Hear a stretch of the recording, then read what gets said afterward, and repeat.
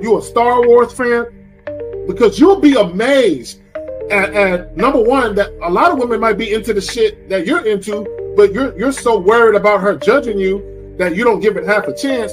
But also some of the things that you're not into, you'll be amazed at how women would want to get into it because they want to get closer to you. A lot of times they say shit like, "Oh, I'm free on weekends," or I'm usually free on Thursdays," or whatever the hell. So if it makes sense, then I schedule a date. If she really liked you from the get-go, there would be no reward system you would have to look for to do anything for, right? Because it would automatically be there, And I like to do this in conversation sometimes. When you're speaking with somebody and you'll hear a girl say something like, "I'll never do this," or "I don't like this," or "I don't like that." And then you'll notice, you'll say, "Nah, I kind of like it. I like it when blah, blah, blah." And she's like, well, yeah, when you say it like that, I like it, and it's just kind of like, yeah, you switched up awfully fast for somebody that just really said they don't like something. And so, there's always been clues out there for fellas to understand, like, yo, if they really like you, they will change their whole political party. They're not giving her real instruction. They're not letting her know what it really is. And most dudes don't do it. Most dudes don't say what it is because they're afraid to hear no, or they're afraid to bring up sex too early and all of this and all of that. But the bottom line is this. Either, again, and somebody said it, either she's feeling you or she's not. You understand? Either she's feeling you or she's not. We got to stop all this nonsense, man. Guys are too afraid to hear no, and it's like I'd rather hear no than to waste 2, 3, 4 dates and time spent, money spent, and all this other shit just to find out that you wasn't feeling me any damn way. You see what I'm saying? But so with me, first date is cool. If you don't want to do it on the first date, no problem. You could be on your period or whatever it is. There's a lot of things that could be off on the first date, right? It doesn't matter. But second date, you gotta know what it is. For me, I like exclusive vagina to me. And that's because I don't want to catch nothing to have my later years messed up. And I like to stroke without no condom on. It feels great. No. So I like it. So you like to be hugged by the sugar walls? You like to be hugged? Yeah. I like that velvet, plush velvet. The smoothness. So, but even then, Jay Roman, I hear you.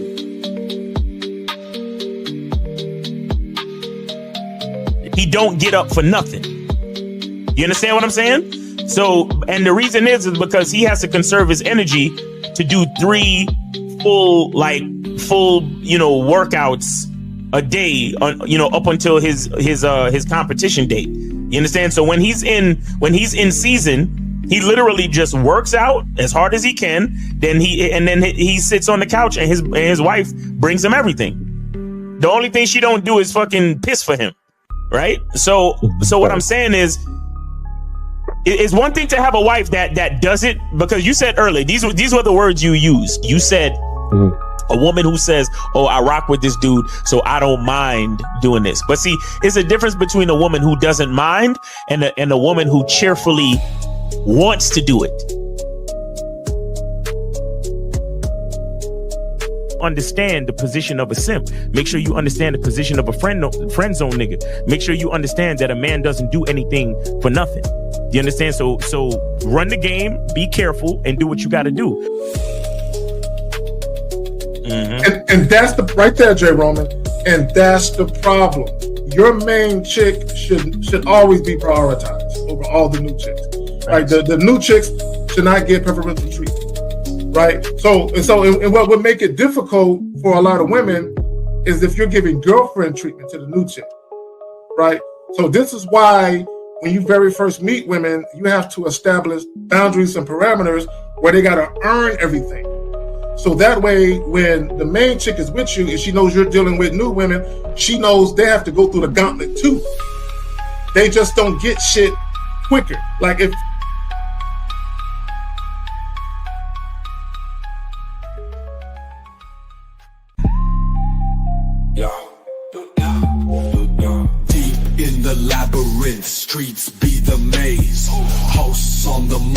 Kerry K set in the blaze, sagging. Miles Cunham with the game so tight. J. Roman lit the torch, keeping it right. Manhood's the challenge, skill set to master. In a world moving fast, gotta move faster. Trap beat, pounding 808, shake the floor.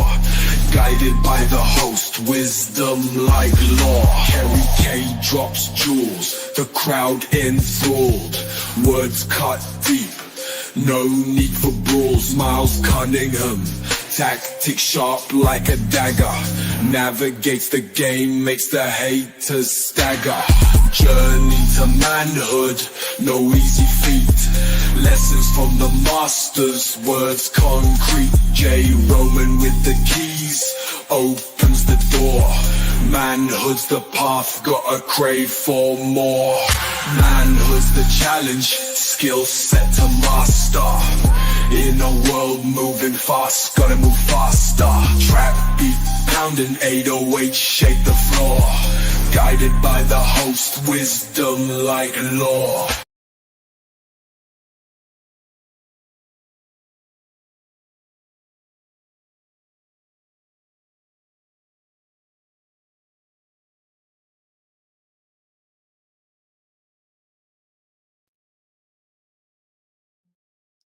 All right. All right, there we What's go. going on? What's up? What's up? What's up? Everything good? All right, man. How life treating you? I heard some. Was that me? Oh. You hear static? Say again? Do you hear static? No. Everything sounds good. That was cool. applause. I don't know if the applause sounded like static. Oh, that's what that was. Okay. All right. So anyway, bro, what's going on with you, man? Oh, chilling, man. Just getting used to this. The weather's changing, man. The fall coming in, so getting used to that. But with that being said, I sent out the first orders of the shea butter, man. So make sure you guys get your shea butter. It is on. If you ordered your shea butter, it is on its way. So appreciate everybody. And of course, remember, guys, if you any order that you make at Cunningham Elements will get you. This is a vial, a sample vial, and I will, send you a sample vial of the masculine identity eau de parfum fragrance. And so you could get a sample. So any order that comes in also gets a sample of the cologne. So, even if you get a soap, if you get a shea butter, you will still get a sample of the cologne. So I'm basically giving out free cologne, man. So make sure you guys go to Cunningham Elements and get your orders up. We got the shea butter. It's shea butter season. So when you order, you'll get it. So, no more pre-orders. Now is the time. So, because when it starts to get cold, niggas get ashy. So we got to get the shea butter out. Guys, this man is offering a free sample of real nigga perfume. Facts. So you can get the bitch ass nigga stench off you and get some real nigga fragrance on you. Facts. Real talk. Get that. I need to get that. And before, no, for real shit though, man. Look, Miles, man, look, bro. But I've been even before I started doing YouTube videos, I've been rocking with you and L, going way back when you had Amina Zena and way back. You know what I'm saying? Probably about 2014, 2017. Sexy party show. For a minute. So it's almost like 10 years, you know what I'm saying? And I've been rocking with y'all a little bit less than that. So I've seen just the business and just what you and L been doing, and it's like it's inspirational, bro. I'll put it that way. Appreciate that. Very inspirational. Yes, sir. Shout out to you and the homie. Shout out to Steve. Shout out to Fifth. Shout out to all y'all, man. That's because all of y'all. Let me just say this real quick. I'll be remiss if I don't. Because I came to YouTube. I wasn't a business owner. You know what I'm saying? I wasn't an entrepreneur. You guys already were. You know what I'm saying? So y'all was doing shit outside of the tube. Right. So I had to learn how to use the tube and then build from that. But y'all built and just used the tube to you know what I'm saying? So I came in from exactly. So shout out to y'all though. Appreciate real that, quick, let me get out the super chat. Oh, no problem, brother. Corey 2S with the 99 cent. Appreciate you, brother. All right. Let me see. And Who else we got? Joe Blast in the building. Joe Blast. Yes, sir. So what I want to talk about today, what I would like for us to talk about, because this whole thing with Cassie and Diddy is, number one, I don't give a fuck about celebrity lives. I don't care about that. But right. if you look at all the different layers that's going on with them, vengeance, hidden agendas, manipulation, people fighting for control, blackmail, just so much shit, freaky sex, you know what I'm saying? Just all kinds of shit going on, right? So when a woman has an agenda, gentlemen, the dark truth behind the Cassie and Diddy scandal, right? And I really want to get into this, and I want to cover it from so many different angles, bro. Because I thought about just doing a solo little, 20-minute joint, but I'm like, nah, 20 minutes ain't enough. You know what I'm saying? So, one of the things I want to bring up, right? And for everybody that's watching, feel free to fact check, do your own research. So I just want to remind people, because when I think about this Cassie thing, I think about the Shannon Sharp thing. Yeah. And what and in both situations, when Shannon Sharp first met that girl, she was like 19. When everything jumped off, she was 20. When Diddy first met Cassie, she was 19. And I'm mentioning their ages because I want to point out there are grown niggas who think because they're dealing with these young girls, man, I'm gonna mold this girl, I'm gonna run this girl. No, nigga, right? And I'm gonna tell you why. I'm gonna tell you the prime reason why. Because these niggas have no game. In both Diddy and Shannon's situation, they use their money and status to secure the bitch. Right. Okay? Both situations. And this is what guys don't understand. And this is what women understand very, very well. Once a woman realizes at a young age, even in high school, or high school age, 18, 19, once they realize that they have so much influence with just the mere presence of them because they're pretty, because guys just get all enamored, they ain't even got to try hard to get you. You're easy, you're lunch meat. So what happens is, and Cassie, let me just say this about Cassie. Number one, she never had a job in her life. There's a reason why, because she never needed to. Right. There was always somebody, right? And so we got that going on. And let me just say this real quick about agendas. Cassie never wanted to work. Even when Diddy put her on, Cassie didn't have no talent. She was a talentless chick. That's basically what she was. So even when Diddy tried to help her with the shit, Cassie wanted to be a kept chick. She wanted to just marry into the life of leisure, right? So, and Diddy knew this. Diddy knew that was her agenda. Her agenda was to be a wife and a mother to a rich nigga, right? So much so, she was even begging one of that nigga's bodyguards, can you please talk to him and tell him I want to be his wife? I want a baby, right? So she been wanting that. And let me just say this. When she left him and went to her husband, I don't know if they still married or not, she was broke. That lifestyle was gone when she left Diddy. So she married to this nigga, living with her parents, broke. So that's when the blackmail, the manipulation started to begin. She got the money from old boy, from Diddy. 20 million from him, the 10 million from the hotel. Let me just say this about that. The whole freak off shit, I don't care about none of that. Those are consenting adults. My issue with Diddy is the footage, the domestic abuse shit. It's like, dog, come on, that's so beyond that, all that other shit that happened was a bunch of consenting adults who didn't know how to conduct themselves in relationships, whether it's sexual relationships, any of that. So you had a bunch of messy adults, but I'm gonna pass it to y'all. Well, I'll say this,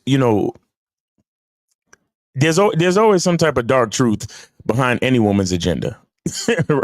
right? Because a woman has to be saved from herself, because she's and I know when I talk like this, it sounds misogynistic, like I don't like women and shit like that. But we have to understand what a woman is.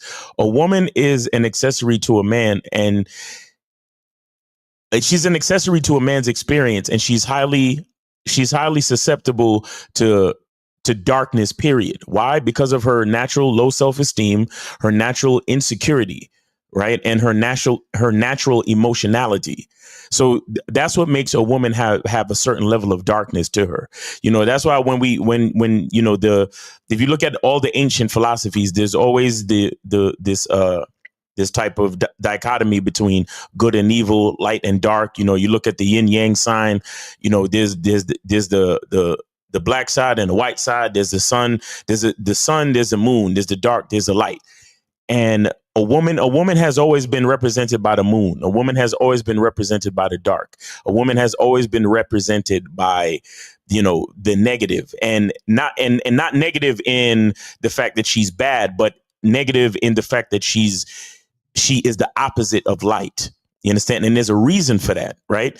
The reason for that is because of for us to understand one thing, we must understand the opposite of it, right? That's literally the basis of how, like, the understanding of life works, right? That's why the basic the basic language of computers is ones and zeros, right? There's high voltage and low voltage, right? Everything is built on understanding dichotomy. Everything is built on understanding the opposites of two sides. That's literally what it is. And a woman represents the darkness. Simply. Real quick, I'm glad you said that, because real quick, J. Roman, I'll pass it to you. I believe in the yin and yang theory. Yeah. Women do represent dark and chaos. Men represent order and light. That's facts. And let me just say this: the problem with Diddy, if you just pay attention to just his personality, he had control issues, right? He felt because of his status and his money, motherfuckers should bow down. There's plenty of stories about that.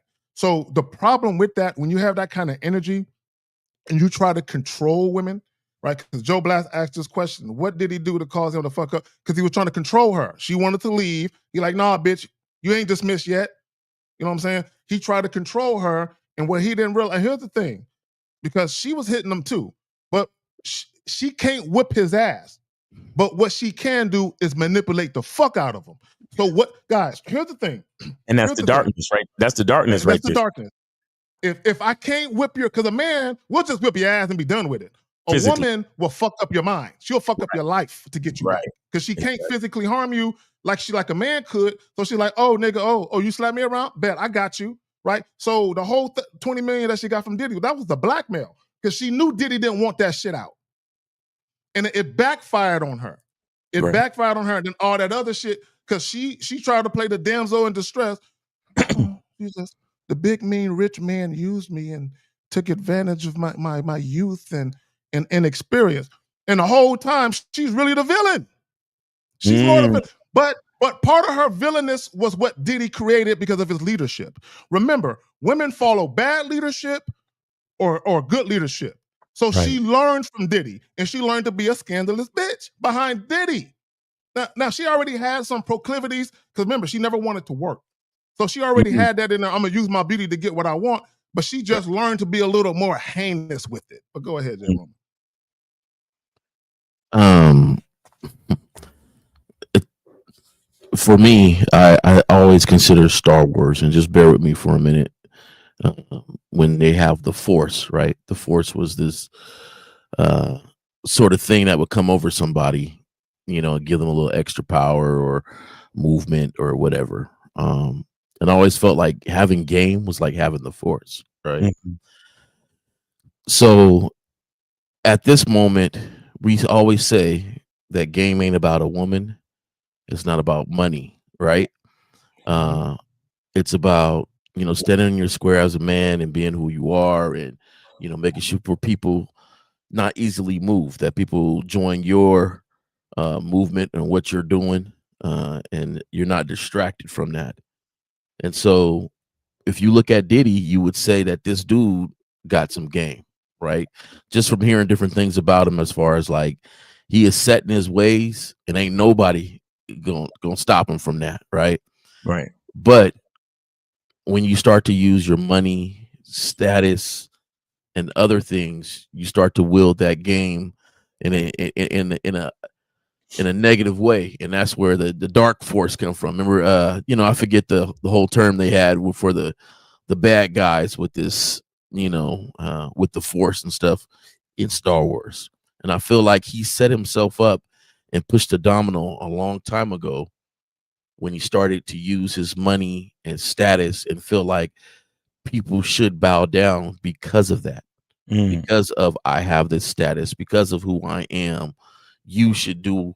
Don't you want this money? And he used something that people wanted to manipulate and to, I don't like to say the word manipulation, because if you choose to put money above everything, then you might get your respect taken from you. You might, that's your choice. But he used money and status to get what he wanted and to move and operate a certain way. So a long time ago, that domino was pushed. And after a while, the consequences do come down. People don't realize that mentality is so important. And that's why it's so important to have different influences around you that are positive for your life and not negative. Because after a while, you'll start moving like that. And so no matter how it started, no matter how he started his life and motivated, and I'm gonna start, because if you look at the beginning part of his stories when it comes to entertainment and stuff, he was determined, and before all this, before people started really knowing about Diddy, you would kind of look at him and be like, man, this dude, from the point that he joined, I forgot what is it, Def Jam or whatever. He had a plan, a plot. It was the joint with Andre Harrell. I can't remember the name of the fucking company. The record company. Uptown. Yeah, before Uptown Records, right? He got pushed out because of how he was acting. Andre said, "Oh, nigga, get out of here with that shit."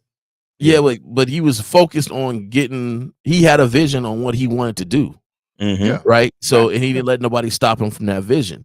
So, but when you start letting these other things creep into, let's see, that stand your square, right? You start letting other things creep in where I don't have to really stand here off of who I am and how I treat people and how I move.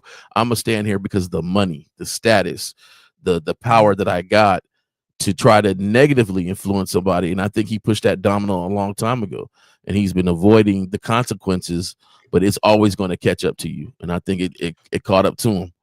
Yeah. Well, let me say a couple things, and all the people who are pro monogamy, y'all ain't gonna like this, but I'm just gonna tell you something. And this is what a lot of people don't understand. Diddy got to the point where he was hanging with the elite. So a lot of the shit that he started doing, that's where he learned it from. All of those sex part and all that freaky shit, that's what the elite people do. Like in Hollywood, that's what they do. Mm-hmm. See, monogamy, marriage, and sexual exclusivity, that's for the worker bees. That's for the 9-to-5 motherfuckers. The super rich motherfuckers, they got some other shit going on. Right. But go ahead. All right, we got 718. This is Moses. What's going on? Yeah, it's Moses. How y'all doing? Chilling, man. How you been? And listen, I have a quick question. My question is, probably two. The first question is, like, let's say I was the guy. I was out, at bars and lounges and stuff, playing the numbers games and being on strips and stuff like that. But our question is, like, when I approached the group of women and they had a guy in there, I addressed the guy first, like Lucario said. And then what happened was, the guy was like, well, none of those girls are for you. They're all his. They're not going to want to talk to me anyway. I was like, all right, cool, man. Take care. And I just walked off. And then one of the girls who I was attracted to, who I really wanted in the group, left the group and then left the group. And I quickly hollered at her and met up with her the next day. So what's your thoughts on that one? That's the first one. What thoughts on what exactly? No, when the chick leaving the group because a guy won't let you talk to any of them. Uh-huh. And if the attractive girl leave the group, and you quickly hollered at her behind his back and he exchanged numbers and then you meet up with her the next day and things work out. Behind what do you mean behind? Wait, back up. How can it be behind somebody's back? Is that his girlfriend or something? Someone he's seeing? No. I don't know if one of them is his girlfriend. You understand? But he was with like 5 girls, and he was the only guy. So caller. Who? Okay, look. Moses. Real quick, bro. Let me just say this. Back, no, y'all know, but back, years ago when I was in my early 20s, I was like 21. There was a group of us living together, like 4 dudes, right? And this is back when they still had landlines. Mobile phones was in, but niggas wasn't really having it like that. Like, what I'm saying? But anyway, my point is this. If you gave a chick the number to that landline and you wasn't at home when she called, nigga, she got scooped. Because the first thing niggas gonna do is, so how long you know Carrie? Like, so are y'all close? Have y'all fucked yet? Oh, you ain't, it ain't like that? Oh, really? So look. boom, and she took. Like, and niggas was hyenas like that. And we never fought. And sometimes a nigga would scoop a bitch, and then when I would see the bitch later, I would scoop her back. You know what I'm saying? It was like that, right? So my point is niggas wasn't tripping about no females, bro. Go ahead, man.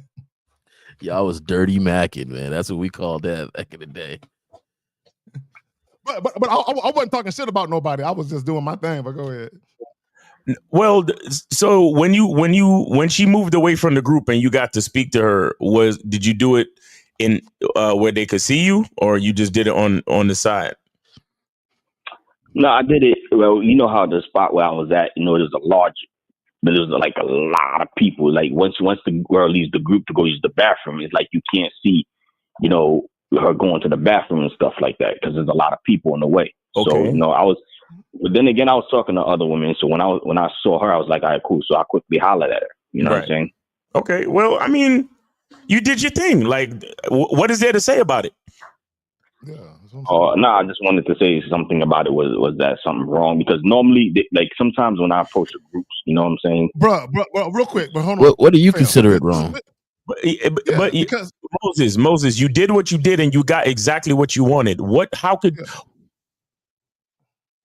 Damn, what the hell happened?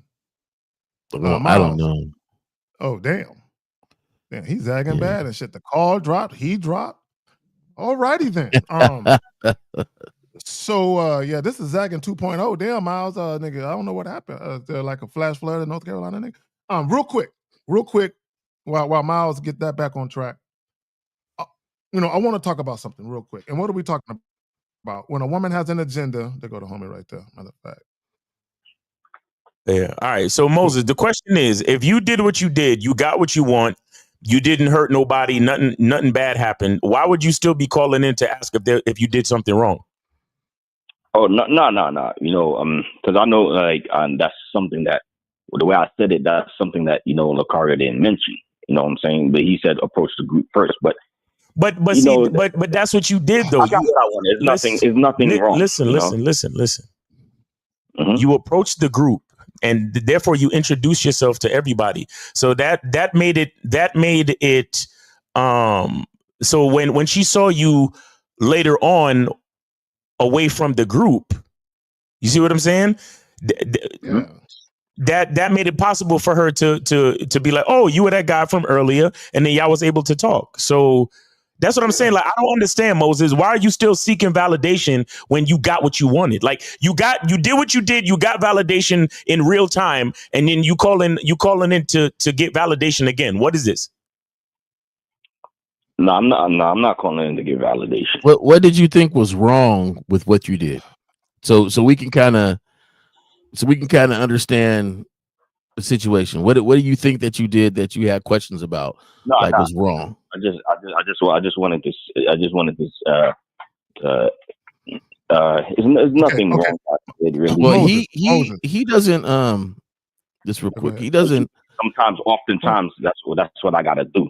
So when you talk to the guy, and he said, "Hey, nah, none of these is for you. Yeah, they're all mine," right? And then you walked away. That's all your responsibility is done right there. Now, if she comes by and you holler at that, what's wrong with that? Yeah, you're allowed to talk to a human being. Moses, he don't own those females, bro. Can't no nigga. First of all, even if it's your girl, I can have a regular conversation. Now, if it's your girl, I'm gonna be respectful, and I'm not gonna say or imply or do anything that's rude. But a nigga can't tell me I can't talk to a human being. You can't tell me that. Yeah, if I had a girl, it's her responsibility. Yeah, if them two are talking, I'm not gonna interject myself. But if she's standing by herself away over here and I happen to run into her, nigga, she fair game. I wish that nigga would say something to me. All right, what was your second question, Moses? No. I forgot the second question, but that was the first one. You understand? So I just wanted to, you know, just to make sure I did the right thing. But thanks for the information on that. You know, because I remember the past when I did that, approached one guy, you know what I'm saying, and he's like, yo, nigga, don't be talking to none of these girls over here, nigga. They don't know you. Bro, Moses, let me ask you a question. Why did you keep approaching women that are with in groups with dudes? Why do you keep doing that? No, you I'm can't talking approach about when there was groups of women in there, then they have a guy in the group. What city are you in? New York. Is it normally like that in New York where dudes be hating just with a group of women or something? Man, I don't really be paying attention to that. But in the positive side, there's been groups that I approached, and I approached the guy first, and the guy was positive. He's like, nah, get ahead, brother. You know what I'm saying? Okay. Well, if the guy's negative, okay, so Moses. So if the guy's negative, so what?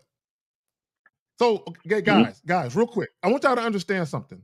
When you go out here and you deal with women, not every interaction is gonna go by the book. There's gonna be some anomalies, some oddities, and just some strange shit that happen every now and again. Not everything's gonna be by the book. Bro, guys, any choice you make in life, there's a pro and a con to it. If you approach a group of women with a dude there's a chance he could be cool with it. There's a chance he can ill and trip. So what else? There's no middle ground. Either he gonna be a cool nigga or he gonna be a bitch ass nigga about it. One of the two. So if he being a bitch ass nigga about it, why would that surprise you? You should already anticipate that could possibly happen. That's the part of the outcome. That could possibly happen. What I'm curious on what you said you had this conversation and y'all got together the next day. So what did she tell you about the guy? Like, why are you asking us? She could tell you that if that guys are like, what situation? Like, what did she tell you about this dude? No. You know, she told me in the back end, she told me, well, you know, when I said, well, you know, I was gonna approach you, but you know, that guy was in the way, so I just kept it pushing. Why'd you tell her that? Why'd you tell her that? Why'd you tell her that? Why'd you tell her that? Why did you tell her that? Why did you? Why? No, stop it, stop it, dog. Why did you tell her I was gonna approach you? But okay, guys, stop explaining yourself to women. Just holler at her. All that miscellaneous shit. Y'all talk too much. For real. Just get at the babe. Leave all that other bullshit out, bro. Keep the main thing the main thing. If I see a babe, I don't give a fuck. I'm not even gonna. Guys, why would you even mention another nigga? Like, I would never mention another man when I'm talking to a chick. It was a setup question for that because I wanted to know if you was the same way with her as you are with us, trying to validate the moment in this guy. No, I was just approaching her. I didn't shoot my shot. That's it. Okay. And then she on her own said, hey, I know that guy stopped you. That's why I walked away from the group. Because you were telling us that you mentioned it to her. No. When I fucked up on that part. You understand? Like, again, I'm a man. I say, yo, I fucked up on that part. But like, when I said that, she was like, nah, don't worry. That's just a friend. You know, that's just my friend. Don't worry. She smiled and gave me her number, and then I made things happen on the back end. You know. Are you calling? I don't know what you're. Yeah, so all of that happened. If everything went according to plan and everything went well with the broad, there's nothing to talk about, bro. Everything is cool. Yeah. I give that transaction a B-. I give that transaction a B-. Yeah, there's nothing for you to sweat. Yeah, still a good grade. Do you remember the second? Let me say this. Well, real quick, Miles. Let me say this real quick. See, I caught something. The fact that she told you he was a friend makes the call null and void. Why would you even call us and ask us, was that okay how I did it? Once she said he's just a friend. It don't even matter now. But go ahead. Go ahead, man. Oh, baby, you. Do you remember your second question by any chance? Yeah. My second question is, I remember there's this chick who I changed numbers with because I couldn't make anything happen that night with her. You know, due to her friend was there. Yeah. So what happened was, I did. Well, her number, I lost her number because my phone, account got deleted, so I lost the number. But somehow, some way, I was able to find her on IG. So I messaged her. I was like, hey, I lost the number.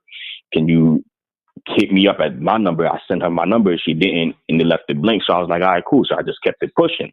So later on down the road, she happened to bump into me at a spot.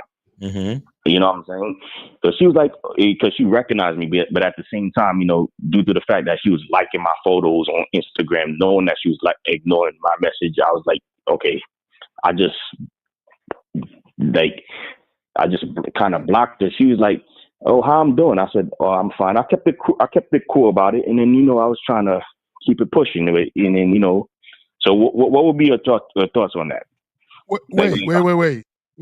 Did you say you blocked her? Is that what you said? Yeah, because what happened was, Why? she was liking my photos. Okay, what's wrong with And that? I messaged her to set up I messaged her to set up a time. I gave her my number. I said, call me. She left it on blank. She didn't get back. Okay. Okay. So what you're saying was you felt some kind of way because you were like, how dare you ignore me and not let me get that pussy, but you're gonna be liking my photos, teasing me and shit. I'm blocking you, so I'll never feel that way again. Is that what happened? No, I didn't feel mad. I was like I wasn't mad about it. You know what I'm saying? Again, No, I didn't say you were mad. It's just that you felt some kind of way because you blocked her. Yeah, why did you block her? Because she kept liking my photos, not realizing that I messaged her and she never got back to me. She looked good, man. She looked good. I ain't gonna lie, she was hot though. I'm gonna be honest. Yeah, she's hot. So do you think you the only one messaging her? No, I know that. Okay. So let's say she get 10 messages a day. Okay, she get 10 messages a day. Do you think she really pay attention to her DM? I mean, she this time she does. She could probably do. Who knows? Okay, so she goes, okay. There's another guy messaging me, another guy that got at me, and because you only noticed the time you got at her, but there's other dudes that got at her when she walked by in the spot, and I'm quite sure she exchanged numbers with them too, right? Because you don't own her get at for the night. Like there's not one slot for that for one night. Like I got at you and you can't get it. Nobody else can get at you. So while you might have got her number, she might have got 15 numbers. So yeah, she recognized you. She don't want to get hollered at on the DM. She likes your pictures. What is the foul in that? Yeah, that's what did she do to you? She didn't do anything to you. She just don't want your dick. Wrong. She didn't do anything wrong. It was just that she was doing that for attention. No, she didn't do anything for attention. Okay, caller, think about what you're saying. So let's break this. You're losing me, dude. Down. Caller, I need you to understand what you're doing. Number one, you blocking her was an emotional response to you not getting what you wanted. That's what that was. That was an emotional response. Now let's peep what you're saying. You said she was just trying to get attention. No, you were trying to get her attention. You the one that hit her up. Now let's break this down. You said you had her number and something happened to your phone and you lost her number. So correct. You tried to reach back out to her and get the number. She didn't owe it to you to give it to you again. You lost it. You didn't utilize it, right? So what you did was, because you had these feelings that you wanted to get next to her, and because she didn't reciprocate them, you made her responsible for those feelings. So now you're saying she wanted attention, and you're saying her attention is her liking my pictures.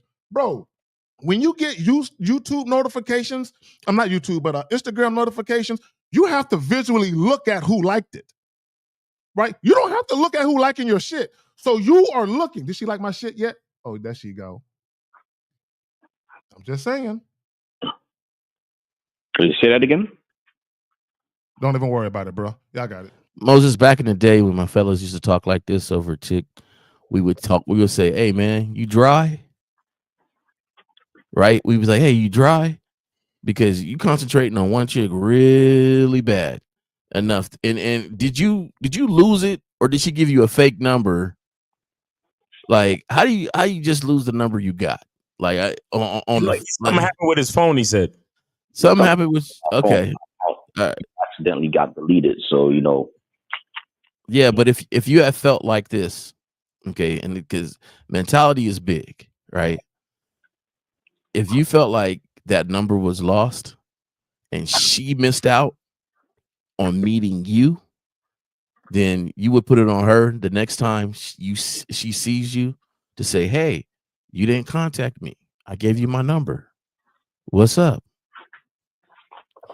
But you take like a stalkerish vibe, search her up on the DM, or did she give you her Instagram information as she gave you the number too?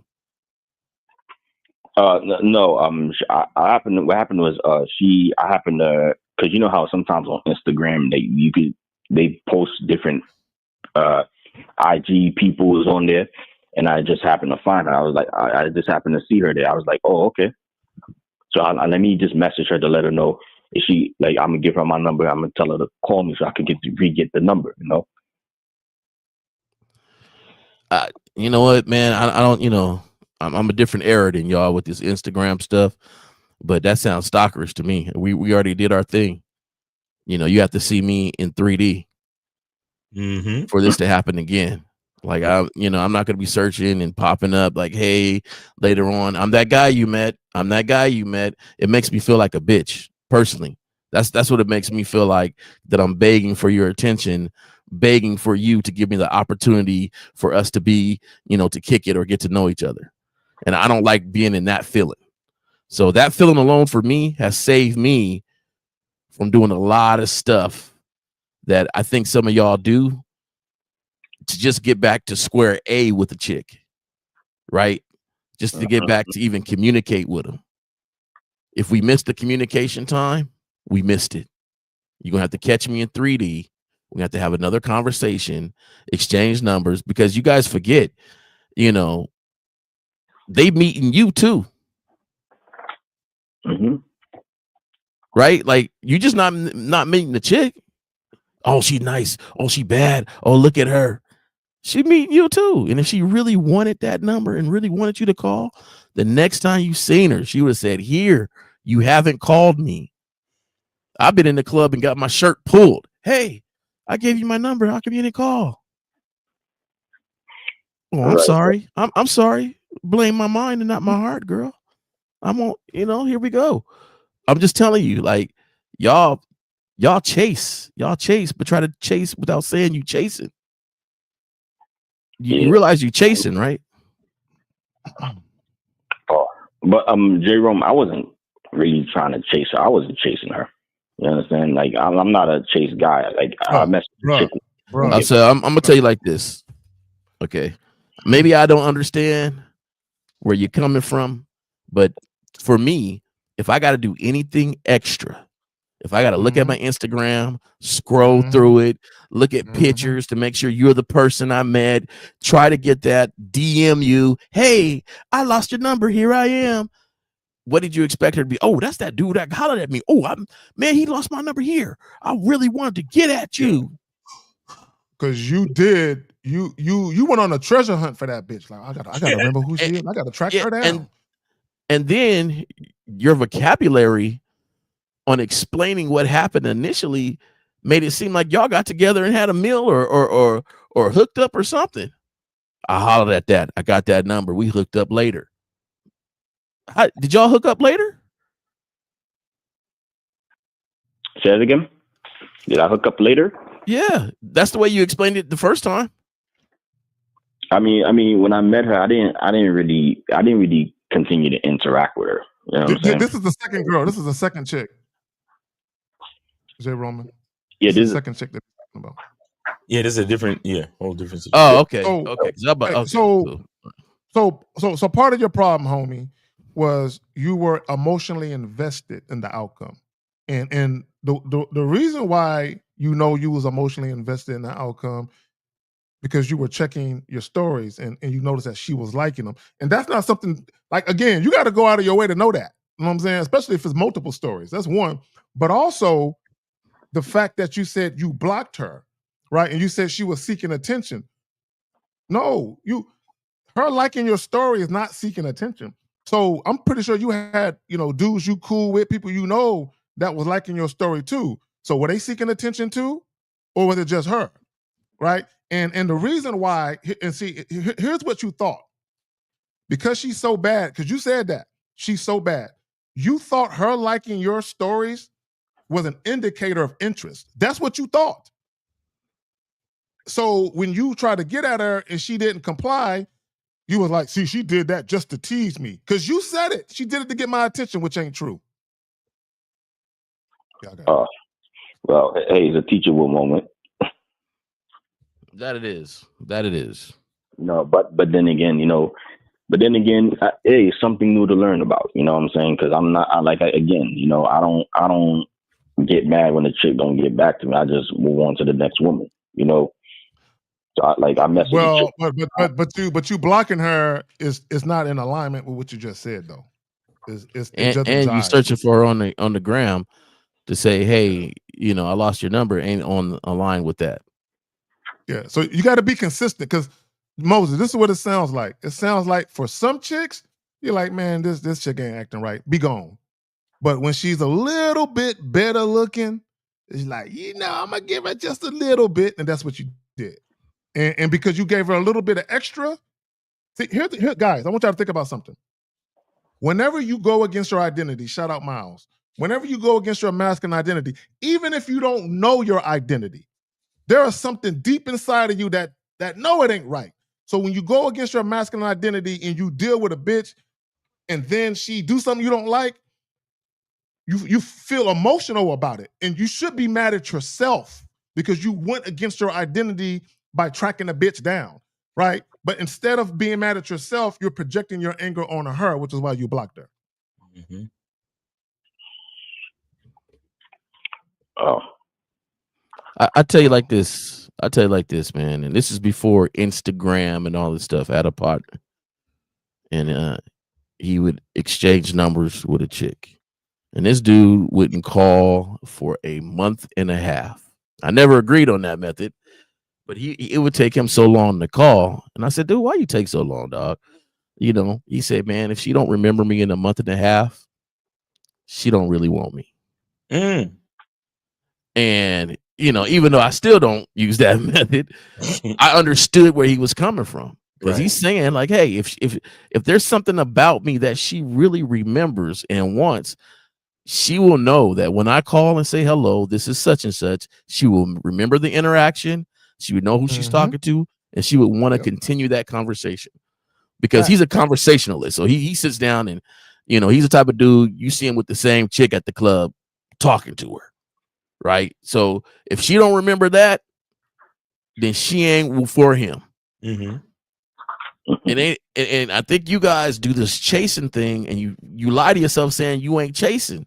If you got to look her up and do this messaging just to get her, just to re-get the number, that's too much. I think it's too much. Now somebody else might not, but I think it's too much. No, I lost the number. My bad. I'll see you in 3D. Exactly. If I see you, I see you. If I don't, I don't. And here's the thing. And I want guys to understand something.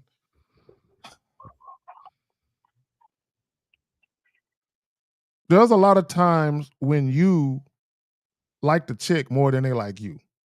And you have to understand that that's the case when a chick is not really feeling you. And you said it, Jay Roman. She probably recognized you, but you didn't leave an indelible impression on her mind. Right? But she left one on yours. And the funny thing about it, she only left that indelible impression on your mind because of how she looked. She didn't do anything memorable other than how she looked. And that's what you were chasing. You were chasing that visual representation of her.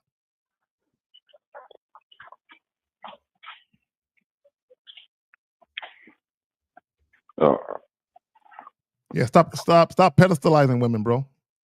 That's what you did. In this particular case, you pedestalized this woman. I don't pedestalize women, man. You did, but your actions. Y'all got it, man. Yeah. All right, Moses. You have anything else? Any other questions? Anything? No. No. Hey, it's a teachable moment. You understand? Hey, even though I'm emerging the game, hey, sometimes I make mistakes. It is what it is. Once in a while, I make mistakes.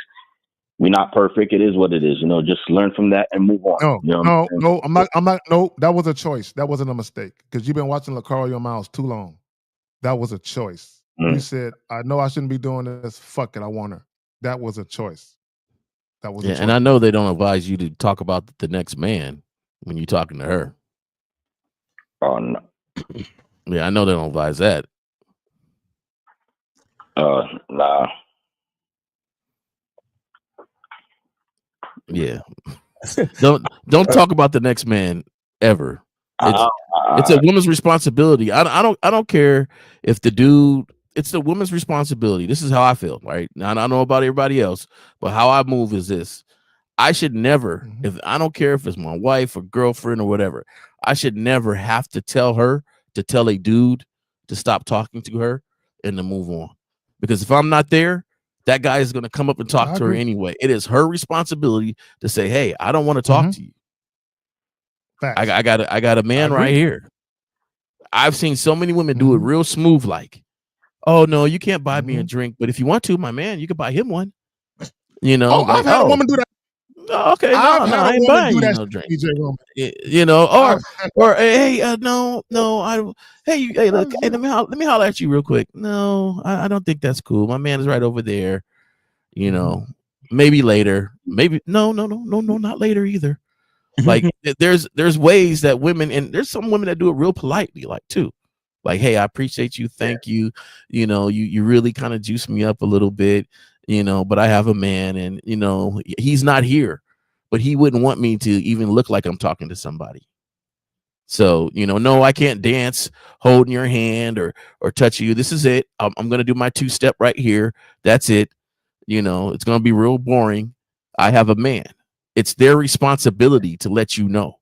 Right. So there's no need to mention him, the dude, at all. Exactly. That's what I'm saying. The whole, I didn't come up to you before, or I wanted to talk to you, but he was in the way. You're talking to her now. So that whole interaction before is completely irrelevant to what's going on presently. It don't matter what happened 10 minutes ago or 5 minutes. Right now, you got her ear. So that should have been your focus. But, I digress. Yeah. Hey, I live and I learn. All right, Moses. Appreciate the call, brother. All right. Take it easy. All right. So guys, go ahead and call in 844-672-7300. 844-672-7300. Go ahead and call in, guys. Lord Jefferson with the Canadian $13.99. And let me say this, and let me get back to Moses. No, you weren't making mistakes. You were making choices. Guys, the only time you can say you make mistakes is when you don't have the information, when you're ignorant of the thing that you're doing, right? Then you can say, oh, that was a mistake. But when you already have the information and you go against the teachings, when you go against the game, you're making a choice. It's kind of like cheating. Cheating is not a mistake. Oh, I made a mistake and fucked another chick. That's not a mistake. It's a choice. You made a conscious decision knowing what could potentially happen if you made this move, and you did it anyway because you wanted it to happen so bad. It's a choice. And he allowed his dick, he allowed the fact that the woman was he allowed that energy that I gotta fuck her, I gotta have her. He allowed that. It's thirst. Moses, if you're still watching, bro, you allowed your thirst to get the better of you. And that's it. That's not a mistake. That's a choice. So it's not about, let me not make mistakes no more. No, let you not make that choice. Those choices don't serve you. Because, guys, even if you get the sex, it's going to be on a woman's terms. So, and now, if you want to compromise your honor, your integrity, your dignity for pussy, hey, don't let me stop you. Don't let me stop you. Right, but let me get back to this shit about women having agendas and this whole Diddy and Cassie thing. I want to warn you guys against dealing with reluctant participants. Reluctant participants, and what I mean by that is this: once a woman has told you to your fucking face that she has an agenda that's separate from yours, the best course of action is probably not to deal with her at all. Like I don't even want the bullshit, right? But if you deal with her, you gotta keep her here. The problem with Diddy, because again, she wanted to be married, she wanted to have kids and all of that. Diddy knew he didn't want to have her like that, but he gave her too much access into his world where she had hope. She really thought it was possible. And let me just say this, guys, when women play the long game and they linger in your life and they keep trying to get that shit that they want that you keep denying them, eventually what's going to happen, because they're going to request it at first, but then they're going to start manipulating you for it because they requested it. They suggested it. Hey, can I? Oh, you want to give it to me, nigga? I bet. But then you keep giving her more access to you and she keeps getting more and more of a taste of what it would be like to really be with you. And she's like, oh, you won't give it to me? I'll manipulate you for it, right? I'll deceive you. I'll con you for it. And let me just say this, and this is just not just about Diddy. This is with just any woman. For all you guys that have baby mama drama, this is for y'all too. Because what happens is when the woman don't get what she want from you, and I'm not saying all women do this, but there are some women who do this. All the negative shit that's happening in their life, they're going to blame you for. These niggas keep pumping and dumping. It's that nigga's fault. If he would have treated me better, I would be married to that nigga still. I would be in a relationship with that nigga still. I wouldn't be going through all of this bad shit if that nigga would have done right by me. If that nigga would have married me. So all that negative shit, she blaming you. It's your fault. So when she went back to her parents' house and she was broke, she blamed Diddy for that. It's your, if you would have married me like I wanted, if you wouldn't have did all of this, so she blamed that nigga. So now she felt entitled, and this is what she thought. Oh, nigga, you gonna pay me. I'm gonna get my lifestyle from you one way or the other. You didn't give it to me, I'll blackmail you for it.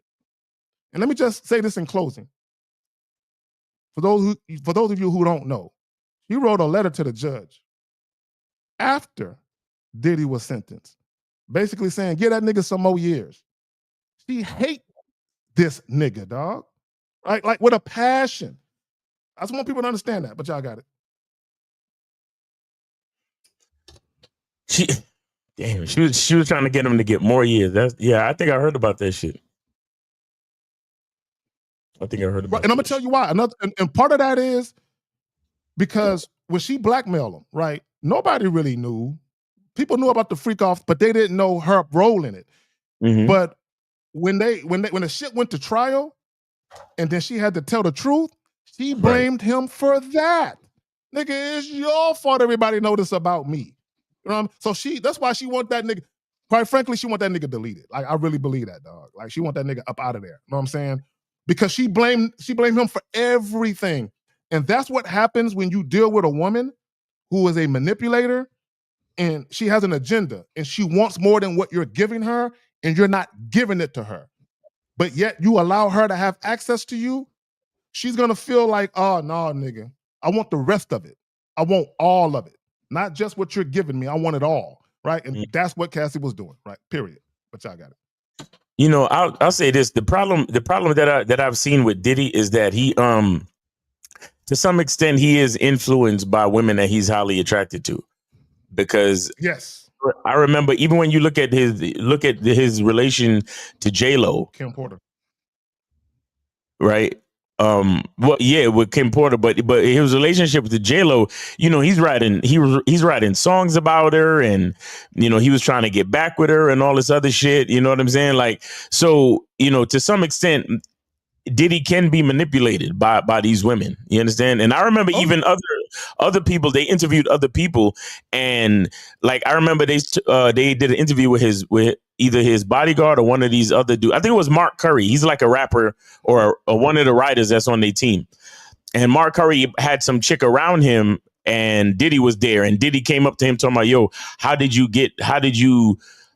bag her and how did you get her and shit? And I'm like, how are you? You know, Diddy, the mogul, like one of the baddest niggas on the planet as far as like business and hip hop. And you asking this dude how he bagged the bitch just because you think she's bad. You see what I'm saying? So it's obvious to me, or it indicates to me that Diddy is susceptible to being or I would say to allow himself to be manipulated by like a female that he finds attractive that has an agenda. And the thing is, all females have agendas. Yes, they do. You And understand? let me add this. Oh, my bad. Go ahead, Miles. Go ahead, fam. No. Just to wrap it up, like I was getting into it earlier about the dark and the light. A woman's whole thing is survival. You understand? And sometimes she can seek survival and be submissive, but she could also seek survival and access to resource with her own agenda. And that's when it gets tough. And if you allow yourself to be manipulated, you're going to be in a bad situation, especially when you're that rich and you think, well, it ain't tricking if you got it. You get what I'm saying? And you'll fall into that. You'll fall into that shit real bad, and you don't even realize. Okay. So based on what you said, the very thing he used to attract Cassie to him is the very thing that was his downfall, his money. It's the very thing that was because he knew Cassie didn't have no fucking talent. He knew that. So he basically said, he did what a lot of them niggas do in the record industry. Hey, girl, hey, look, I can turn you to a star, girl. I can turn you to a star, girl. You know what I'm saying? And then he realized this bitch ain't shit. But he did all of that to basically have access to her sexually. And then she fell in love with the lifestyle. And once she fell in love with the lifestyle, she was like, I can never go back. I can never go back to that other shit. But when she did go back to that other shit to living with her parents, with her husband, she was miserable. And then she devised a plan to get up out of that. Yeah. And it worked. The problem was, and this is the chaotic nature of women. This is the chaotic nature of women. The problem was her filing that lawsuit triggered shit. Mm-hmm. It triggered a lot of shit, right? And it unearthed some things. So now she put herself into the crosshairs, right? Unknowingly. And a lot of shit came out. But even when you like the Vlad interviews and you listen to all of those escorts, a lot of them fell for Cassie too. They got sucked in too. There was one dudes was wanting to fight Diddy behind Cassie. How dare you talk to her like that? These niggas, these hired escorts got sucked into her web. Bro, Cassie had all of these niggas eating out the palm of her hand, in my opinion. Yeah. All because she's, at least to them, Cassie, she all right, but I really don't see what the big deal about, because she ain't got no curves, so I can't fuck with it. But anyway, I don't see what the big deal is, but she had all of them. And I'm gonna tell you why. If you pay attention to Cassie, she has a very unassuming, very shy innocence about her presence. The all-American girl, she has that kind of, so guys, for whatever reason, guys like that kind of shit. Yeah. Like she's the type that can be my girlfriend. That kind of shit. Because one guy said that in an interview. You know, Cassie has that allure to her. She could be like your girlfriend. And I'm like, yeah, okay. All right. But that's how guys get sucked in and you get manipulated. And this is what women understand, especially women who are master manipulators. They understand, and again, if your ego is tied to your dick, if your ego is tied to your status, if your ego is tied to your money, women will work you.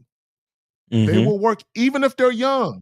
These chicks are young, running circles around these old niggas. Right. Because they ain't got no game. Look. A chick with a little bit of game will wreck a nigga's life with no game. Facts. If you look at Shannon Sharp, yeah, he still got money, but his reputation is ruined, and he lost tens of millions. And didn't he settle like a lawsuit, gave her like 40, 50 million?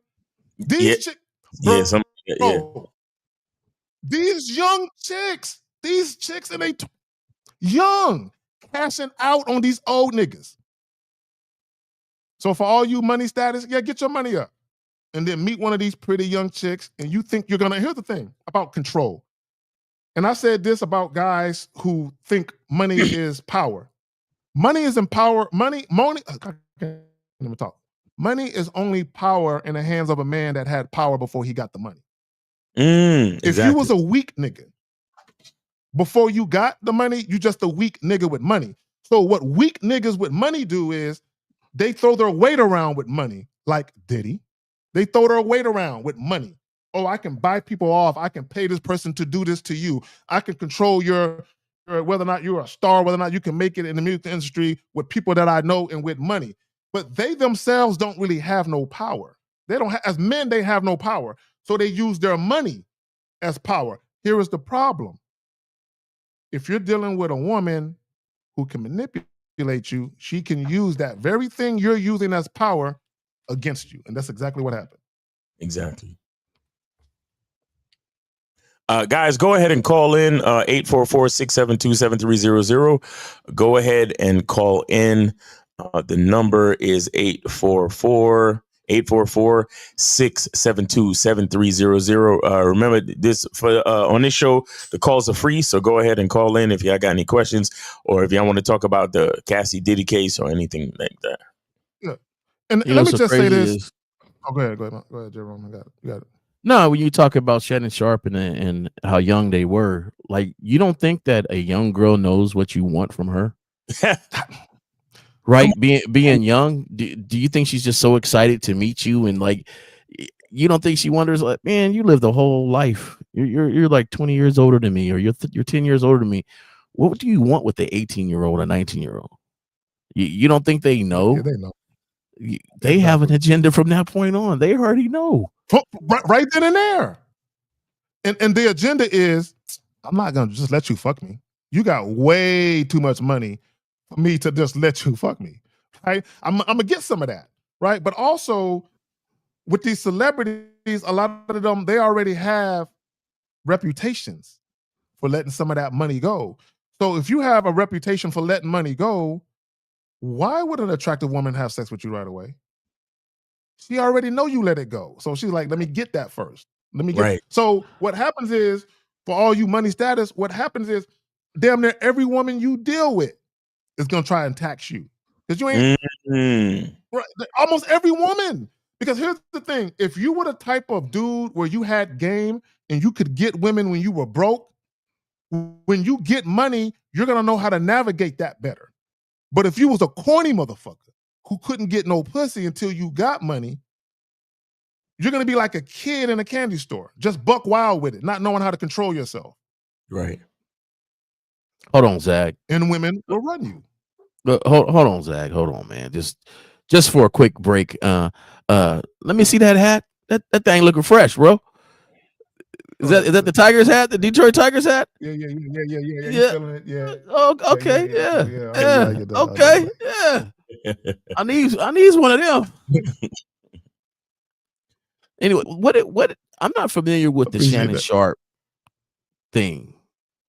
So okay. I never understood what was the bad thing he did where he had to pay out. Like, what I know he was drilling down this chick. Well, she recorded the phone calls.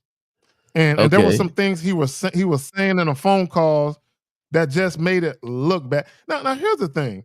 There's a lot of fake outrage with everything, even with the whole Cassie thing, when everybody was tripping about the sex shit. I'm like, oh, that freaky shit, that shit is common. That shit ain't uncommon. You know what I'm saying? It's just a lot of people, because of your lifestyle, you're just not around that type of shit.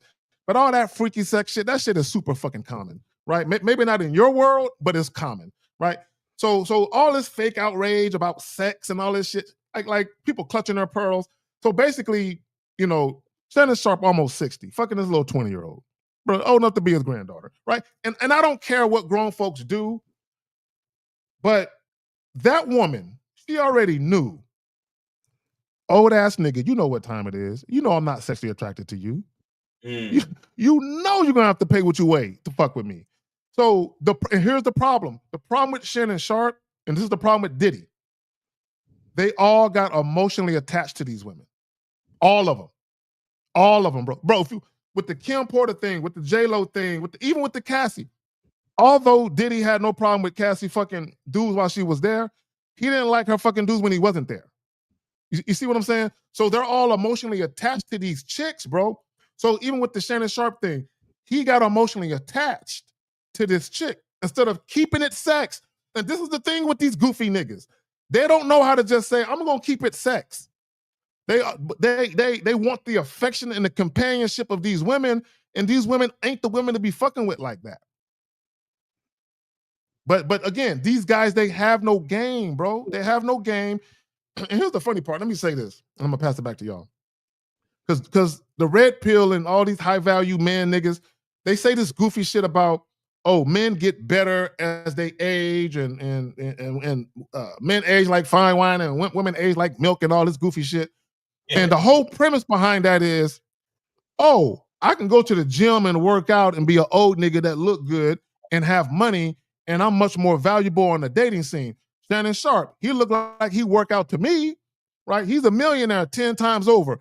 And you see he still get treated like a bitch by women. Right. That shit don't matter, right? Because what it is, yes, you can age and you can look good for your age and you can have money, but you still a hoe-ass nigga with no game, though. That's what you are. You still a dude with no game.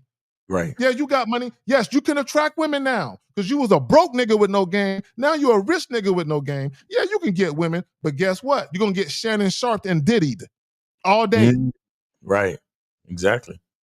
That's what happens when you have no game. You can have all the money, you can have all the looks, but if you got no game, it really doesn't matter. Don't matter. Look, let me just say this. Women are ruthless. Shout out to all my ladies. I love women. But women are cold. They're a cold piece of work. Ruthlessness of a bitch. Women are ruthless. And sometimes they'll fuck up their own shit just to get you back. Yeah. Scorched earth. Women will fuck up their own shit as long as I got that nigga. As long as that nigga is hurting and I got him, a bitch can bounce back, but I feel good about what's going on with that nigga. I'm just saying. But I just don't need to get him. I need to get money. It's kind of funny how getting always includes the money. The money. because if you think about it, niggas with no game, what are they attached to? Their dicks and their money. Right? This is why chicks will burn niggas' cars. Oh, right. Oh, I know they're gonna be mad at that. Oh, I burned your favorite thing in the world, nigga, your car. Facts. We got 315. You are on live on the Manhood is a Skill Set Show. Name, age, city. How can we help you? 315. 315 going once. 315 going. This is Stephon. Yo, can you hear me?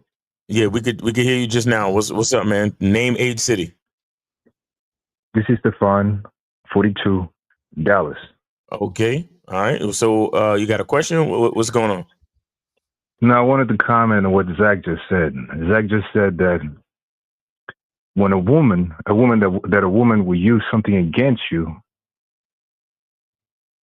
and when you think about for instance, like what happened to me, a woman will accept a date, and if she has an agenda, and you go on a date, and you tell her exactly what you want. If she does not want you, you would show her colors, and pretty much your interest that you expressed to her in the very first place is what she's going to use against you.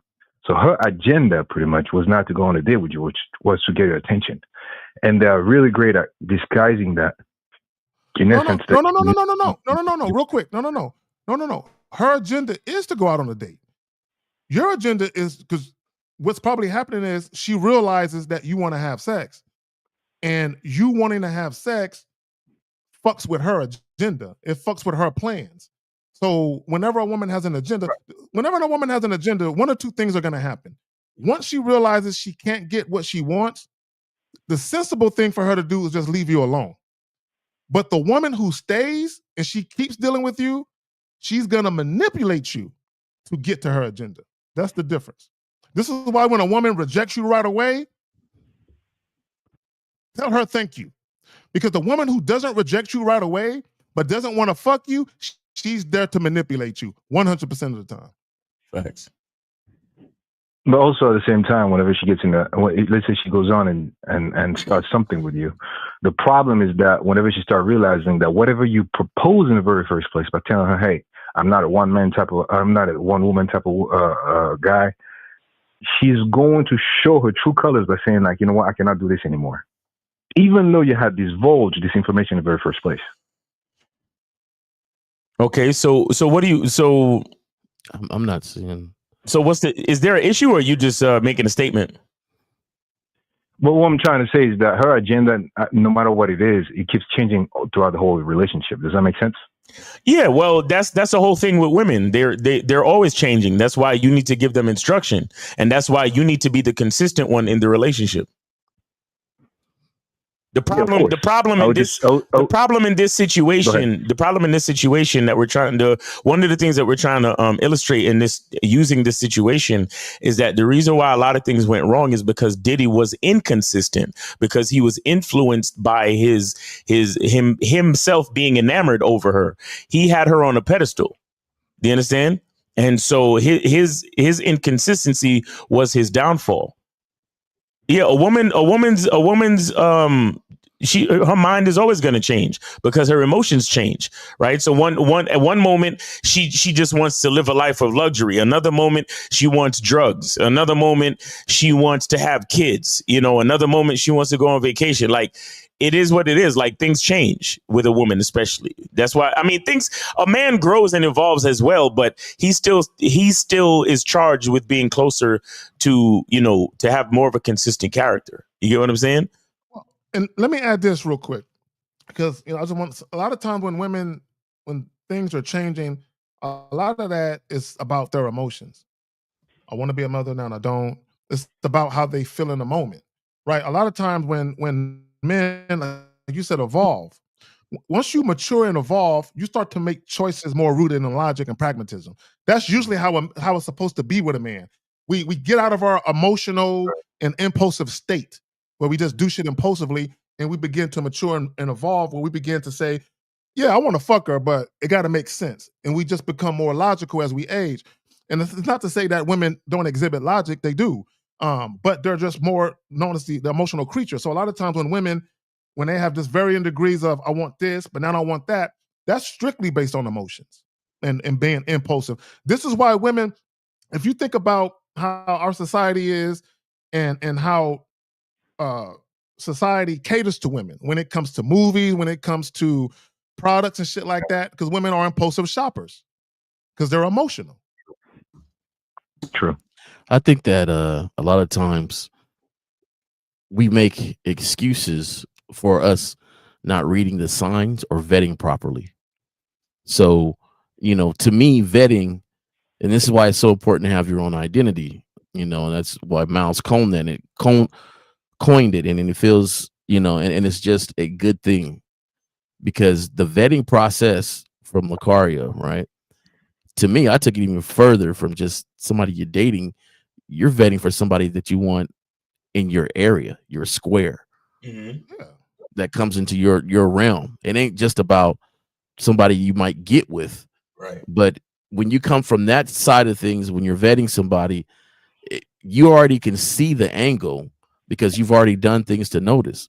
And the thing is, we'll skip and miss different signs and say, "Oh, see, she had an agenda on me to take her out to eat," but you called her several times and she didn't call back. You didn't get a date with her until it was her board Saturday, and she really didn't have anything going on. Right. But now she's sitting across from you from the table, and she's looking at her phone, or she's doing something. You say, "Man, these women ain't nothing, man." Well, you seen a whole bunch of signs prior to. Correct. She showed you, and we missed it. She ain't called you not once. You didn't call her every day or every other day. Yeah, you had a conversation, but did she call you? Did she contact you? Hey, I thought about you when I seen this. I just wanted to hit you up. Did she start asking for your time? She ain't did none of that. But hey, guess what? She's sitting across from you on the table, and you don't have a real conversation, and she gets up and says, "Oh, thank you for the meal. I'm tired. I think I'm gonna just go home and rest." And you look at your clock and it's 8:00. Like, she ain't going home and resting. Yeah, That's why she suggested she about to go get that back blown out. That's why she suggested a retired dinner time. 6:00. You guys eat dinner at 6:00. She got other stuff she's doing, but you don't see this because you're not looking for it, because you just appreciate this interaction you're having with her, and then we turn around and blame her. Hey, we need to kind of take a step back and really start evaluating and looking and vetting, not just for relationship, but just to be in our lives and to be around where they possibly could influence. Well, even for casual sex encounters, you should be vetting. Because here's my thing: there are some women that you could have sex with that you just shouldn't. Because here's the thing: whenever you see a woman, but whenever you see a woman is already coming out the gate trying to manipulate, you can see it. It's very obvious. If you guys just stop thinking about pussy and stop being so thirsty, you can easily identify a woman trying to manipulate you. It's not hard to see it. But because you guys ain't got no game, you lack experience, and you thirsty, you can't see it. See, a woman cannot play in my face and I still fuck with her after that. Once I see a woman is trying to manipulate me in a very deceptive way, I can't fuck with her. I'm not gonna check her. Hey girl, I see what you're doing. Stop that shit. No, it's over. I'm not fucking with her no more. Guys, here's the thing, and I said this all the time. If you're dealing with a woman, and like let's say you fuck with a lot of chicks or you fuck with other women, or you just dealing with a woman who is either trying to withhold sex, or you're dealing with a woman who act like she got an issue with you dealing with other women, but yet, and here's the key, she's acting like she got an issue with these things, but yet she's still acting like she wants to deal with you, bro, she's up to no good. If you continue to deal with her, she's gonna try to infiltrate your life and basically move what you're trying to do out the way and put what she wants at the forefront. Eventually, she's gonna try that. Call her. That's exactly what happened to you. You kept trying to deal with her, and she's like, you know what? I'll use him as I see fit when I see fit. And she used your thirst. I got to tell you the truth. She used the fact that she knew you wanted to fuck her. She used that against you.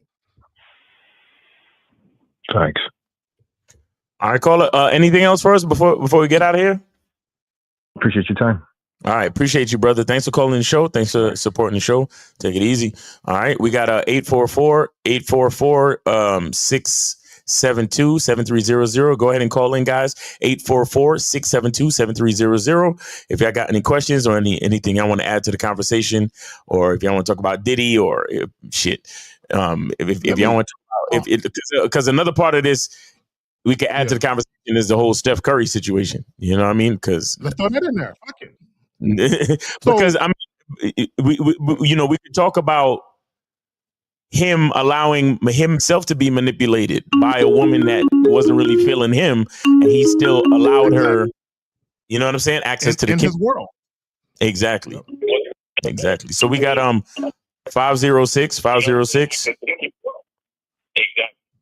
Hey, what's up, Miles? Hey. This is you gotta turn down your radio. Okay, Zach. Yeah, name, age, city. Did you turn off the show in the background? Yeah, I just did that now. Perfect. Name's perfect. T. Yeah, name, age, city. Go ahead. Name's T, age 35, and calling from Ontario, Canada. Okay, perfect, man. What's your question or what's your statement? What's going on? No, good show, guys. I always watch on Saturdays, and I always catch nuggets here and there. Great game as usual. On the Diddy case, I think you guys kind of already covered that.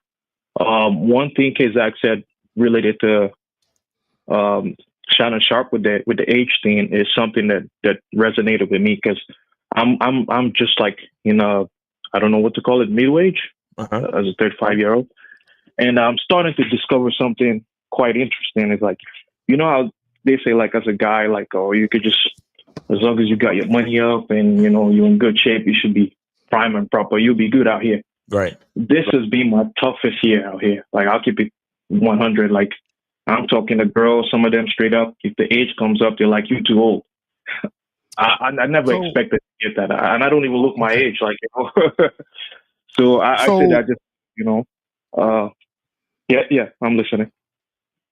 No, let me ask you a question. Because this is what happens. This is what happens sometimes. If you were in your, and I'm not specifically talking about you, caller, because I don't know nothing about your history, but this is just for any guy listening.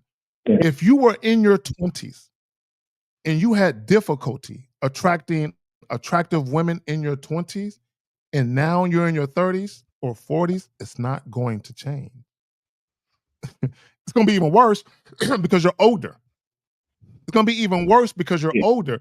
Because here's the thing: when I was 35, I was dating 23, 24-year-olds, 22-year-olds, no problem. You know what I'm saying? No problem at all. But all through my 20s, I was fucking with chicks in their 20s, in my 30s. Chicks, even when my late 30s, 39, 40, chicks in their 20s, 25, 28, 29-year-olds. So all through my decades of life, I've always dealt with chicks in their 20s at some point, but I always have. Now, I don't necessarily seek that. I just talk to who I think is attractive. And, oh, you're 29? Oh, what's up? But my point is, if you struggled getting chicks in their 20s while you were in your 20s, it's still going to struggle. Now, let me ask you a question. When you were in your 20s, how was your dating life at that time? It's always been like productive. Like obviously I had to go out. I had more time to go out more and shoot my jumper. No. That's not what I'm asking. Brother. Okay, let me ask you another way. When you were in your 20s, were you dating or having sex with attractive women or women you were attracted to who were also in their 20s? How was your dating life in that? Yeah. Like, so basically, like I went to college and everything. So that's basically since when I've been dealing with girls around my age bracket for the longest time. And my preference is always women in their 20s. Okay. Why? Now, after college, were you still getting it in with attractive women or women you were attracted to in their 20s? Was that still happening after college? Yeah. Like basically, like for me, I noticed this stuff more when I kind of turned 35, 34. So the last couple of years, like 2022, 2023, those was like some of the best years I've had in recent times. Like coming out of the pandemic, everybody was outside. Like it was great. So I don't know what switched with the 34, 35 number, or maybe it's where I am or the people around. I'm not really sure, but it's not the number, bro. It's not the number. Okay, real quick. It's not the number. You just don't look in some cases. I don't know how you look. It don't matter. But what I'm saying, in some cases, there's going to be instances where you just don't look visually appealing. So this is what I mean by that. It doesn't mean that you're ugly. It just means that you look too old for the young bitches. So if a woman is saying, "How old are you?" She's probably looking at your face and saying, "You look a little bit older than me. How much older are you?" So a lot of times when women are asking you your age, but they're asking it kind of like looking at you with this, it's kind of like they're not interested, right? Because even when I was in my 30s and I'm fucking with chicks in their 20s, a lot of them, they wasn't really asking me what my age was because they already knew I was older, but they didn't care. They just wanted a nigga. Go ahead. It could be your vocabulary and things that you are saying. It doesn't sound like a young person. What you have, the type of car you drive or something or whatever. It says, hey, this dude is a little bit older. But for me, when you said 35, the mentality is off for me. That's still young, right? So at 35, messing with a 25-year-old, that's not uncommon. It's not. But my thing is, go ahead. Yeah, sorry, you guys go ahead. I think we're right. So, and then another thing is, it seems like if you're worried about what you look in your age, like you may be projecting that off to people.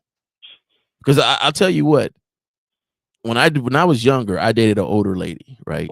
She was in her 40s. And I think I was like 28 at the time. She was like 42. She mentioned age so much that turned me off. Right? I was enjoying our interaction. You know what I'm saying? I mean, the woman could cook. I come through. I mean, she had it done. We had a good night. Enjoyed our time. But she kept mentioning age for everything. Oh, us older, we do this, and you younger and you do that. And that got to be so irritating that I just, I didn't enjoy the interaction anymore. Like, yeah, we know we have a certain age. So my thing is, something that you're subconsciously thinking about will come to the forefront in your behavior, how you move and how you act. That's it. Yeah. When it comes to interacting with people. Yep. Now, my other thing, please bear with me, y'all. Is this, I don't understand as the older we get, the more mature we get, why you still want to date 20-year-olds. Like, I understand how they look, but there's 30-year-olds that look just as good. And there's 40-year-olds, that had that two kids that worked out at the gym, and they look just as good. There's 50-year-olds that look good. All I'm saying is that, we go for this young, but they ain't have no car. They don't keep a job. There's a lot of stuff dealing with young women that you're dealing with. Why are you still attracted to so young when you have developed and are gaining more in life? That's something for us to think about. Can you answer that question? So caller, do you prefer to deal with women who are younger, like early mid-20s? Is that what you prefer? Yeah, so my ideal at this point is like mid-20s to like late 20s. Now, I'm not actually like actively going out searching for like 20-year-olds or 21-year-olds. It's just when I go to like events, if I go to like music shows or something like that, right? It's who's out there. Like if I see something I like, I go shoot my shot. And then it could turn out that they're older or they're younger or they're in their 30s. That just happens. Like it's not really like I'm actively seeking them out. It's just cool. Caller. We don't have a lot of places for, I guess, older people only. Yeah, so that's one of the challenges that I'm running into. Caller, listen. Yeah. So what are you speaking to us on? Are you speaking directly into your phone? It sounds like you got either headphones on or you doing the Bluetooth thing. What's going on? Yeah, I got a Bluetooth too. I can switch it to. Can you speak directly into the phone? Because I think that's also what's causing the lag as well too. When we get. Okay, switch now. I've switched it. Okay, listen. What I want to say to you is, there is a part of the game where you have to have a certain level of serious patience. You understand? There's what's called ebbs and flow to the game, and what happens to a lot of us is that, and me included, whenever we reach a point where it seems like it's a drought, or it seems like we're not getting no matches, or it seems like no matter how many approaches we do, how many women we meet, it just don't seem like we're getting and meeting those compatible ones, right? We start to second guess. We start to get anxious. We start to allow the, like for example, if you meet a couple of chicks that's in their 20s, and for whatever reason, they try to act like age is a thing. You will internalize it, and you will fool yourself into thinking that age is actually a thing. And what I'm here to tell you is, you just need to be patient. You just need to be cool, and you just need to focus on your masculine identity and let the game come to you, bro. When you start to let these things affect what you think about yourself and how you look in the dating game and in the dating market, that's when the insecurities will start to literally cramp your own style. Because what will happen is you will go from the confident man that you really are into the self-conscious and low self-esteem type of nigga that's always wondering, man, am I too old? Do I look this way? Do I look that way? And all this other shit. You're looking for the women that find you attractive. So all you got to do is be attractive, bro. That's it. So yeah, and let me add this, okay? And I want guys to understand. Sometimes, I'm not going to say all the time, when a woman is asking you your age, almost as if that's going to be the reason why she's going to tell you no, that's not the reason why she's telling you no. She's looking for another reason to tell you no, to not tell you the truth as to why she really don't want you. And what it really is, she's not sexually attracted to you. Bottom line. I mean, it could be that. It could be she's gay and she don't want to say that. It could be a myriad of reasons why she's not interested. She's just looking for something that she can tell you that you can accept to get out of her face. It's a Jedi mind trick. Okay. Exactly. So a lot of times it's not necessarily your age, it's another reason. And let me add this too real quick, J. Roman. You have to understand too, and I talk about this a lot on my channel. Women, they have to come. Look, the average woman is not just going to tell you, you know what? I don't find you attractive. Have a good night. She's not going to say that. Exactly. A woman, and a lot of times it's a knee-jerk subconscious reaction. and this is why they do come up with that Jedi mind trick reason as to why they're not interested.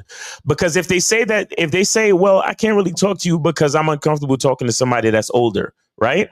In your mind, or in the mind of the desperate average man, he's thinking, oh, she likes me, but it's just that I'm older, so I could still be her friend.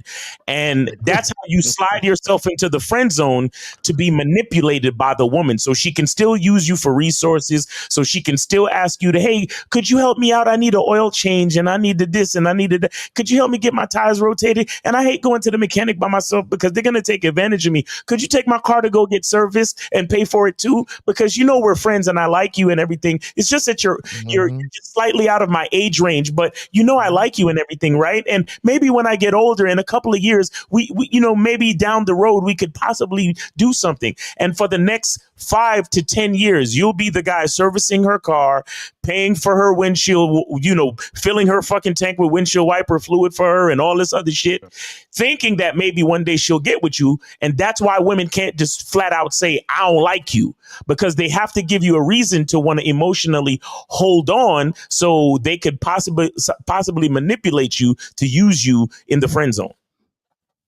Exactly. And again, guys, and here's the thing, and real quick, Colin, you can respond to I'll just say this and then I'll pass it back to you. It doesn't matter why a woman is not interested. Exactly. Knowing the reason won't change the outcome. She's not interested. You're never going to sniff her drawers. So it doesn't matter why she won't let you sniff them. You can't sniff them. Move on. Move on. Just move on with your life. Go sniff another pair of panties. Move on. That cracks me up, Zag. Every woman you like ain't got to like you. Like, it don't. No.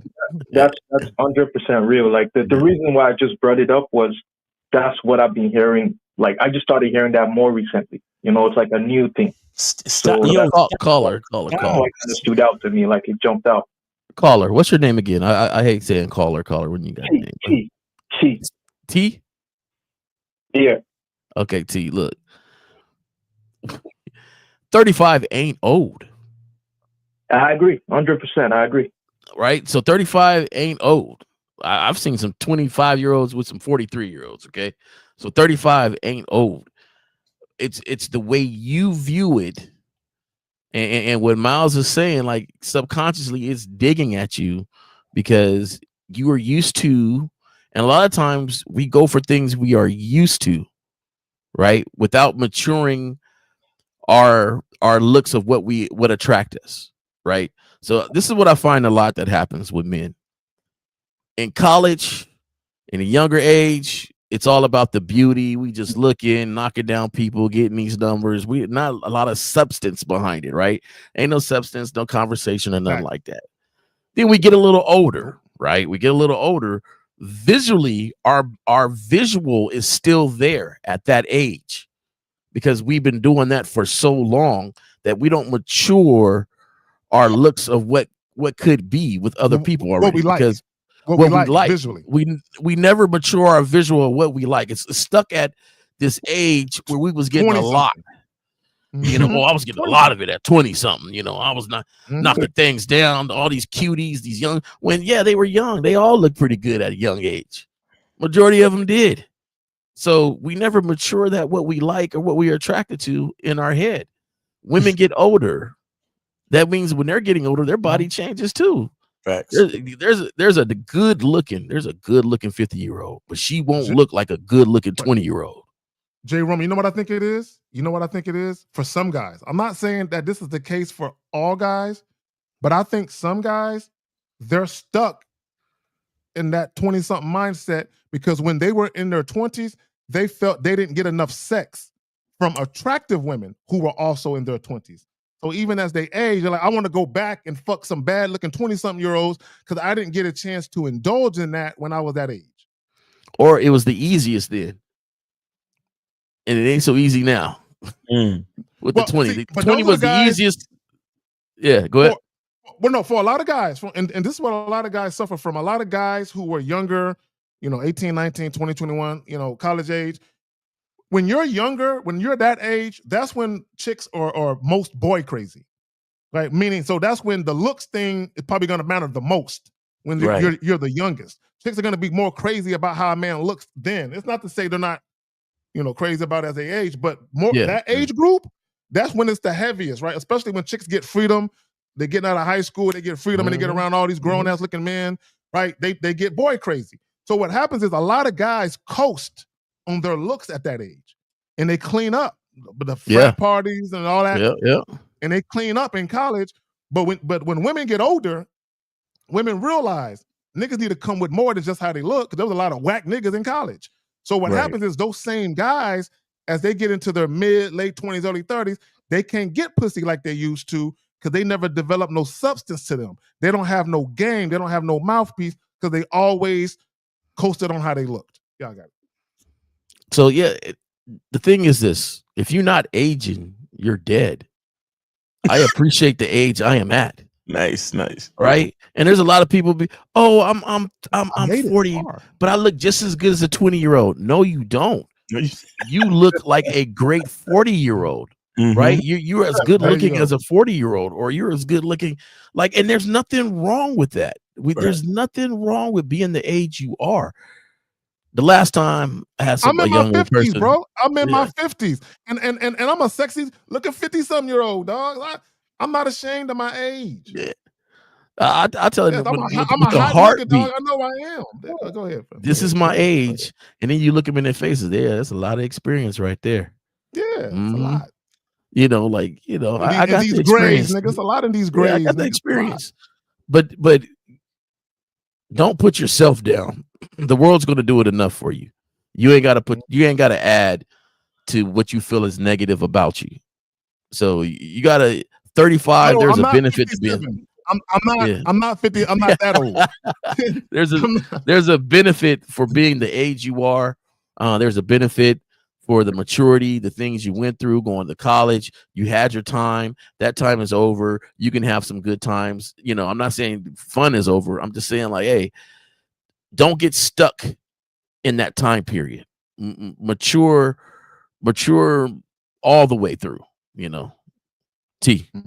So on you, T. There you go. Yeah, facts. Thanks for the input, guys. I really appreciate it. I like what Miles said. Sometimes it's just ebbs and flows, and it's one of them times I just got to see through. Yeah. And here's another thing I'll tell you, and here's why you have to stay consistent, bro. And what I mean by consistent, you can't let the feedback from the interactions with any individual female, or even if you happen to have a series of females tell you the same thing, you still can't let that sway you, because what will happen is that because again, this ebbs and flows, right? Yeah. The time where you about to clean up might be right around the fucking corner, but you letting what these last 3 bitches said to you discourage you. That's how the game go. Right. That's how the game go. The last 3 chicks said something you ain't like, and then instead of going out this Saturday, you like, you know what? I'm gonna just chill in the house, when they was waiting for you this Saturday. You hear what I'm saying? So this is why you got to stay consistent, and you can't let nothing phase you. You got to focus on yourself and what you trying to do. That's it. All right. Okay. Real quick before you let him go. Caller, real quick. Going out this Saturday. Caller, real quick. Caller, to Miles's point. I remember one time I went out 2 weekends in a row, couldn't get shit popping. Then I went out one night on the 3rd weekend. The spot I was in, I literally had 3 chicks to choose from. 2 of the chicks, one grabbing me over here trying to pull me away from this bitch. This bitch grabbing me over here trying to pull me away from that bitch. Right? So I went from getting nothing popping for 2 weeks, and I'm literally in a place where I got 3 women who want to fuck with a nigga on some we can leave right now shit. Like sometimes it's like that, to Miles' point, where it's ebbs and flows, where it seems like, damn, don't no chicks want to fuck with a nigga. And then you're looking at chicks like, all right, I need to let somebody go. I'm just too many. It's like that. Exactly. A lot of people made mistakes on those weeks too. So don't do that. A lot of people on them dry weeks, don't just pull out your phone and call some old. Trust me on that one. Just go ahead and go home and hop on the game or something. Right there, you need minding my business. Minding my business. Matter of fact, real quick, because I went to a birthday party earlier that night. A friend of mine had a birthday party at Papa Do's, and there was some chicks that I didn't know that was at that party. So they was on a nigga at the party. Then we went to a nightclub and they was on a nigga at the club. And then some new chick at the club was on a nigga. And I'm like, damn, this is a lovely fucking night. I'm getting mad attention. But I couldn't fuck with all the chicks because I had to let some go. You know what I'm saying? But it's like that. Facts. One at a time, all in line. Facts. All right, so take it easy. Call it. Yeah, thanks for the call, man. Take it easy. Be good. All right. Let me see how much time we got left. We got about 10, 15 minutes left. Go ahead and call in 844-672-7300. 844-672-7300. We got any questions? Anything you want to chop up? These chicks we got one question by Irish Spring. And I'm not going to bring up his question because he was asking how many rejections does it take to get one woman. Bro, there's a phone number right there, 1-844-672-7300. When some of you ask questions, and guys, there's nothing wrong with questions on the surface, but some of the questions that you're asking, we would have to go too in depth. We would have to ask you some questions. So it makes more sense for you to call in and for us to get a little more information as to what's going on with you. But just answering a question like how many rejections, bro, nobody can answer that question. Nobody can answer how many women you're going to talk to before one woman says yes. Now, and I will say this. This is just my opinion, and I'm basing it on my personal experiences. If I talk to 20 women in a row and don't one want me, something's wrong. If I talk to 20 women in a row and if don't at least one chick want to fuck with a nigga, something is wrong. And I say that for me personally because I got too much of this game to only pull 1 out of 20. That's just my personal opinion.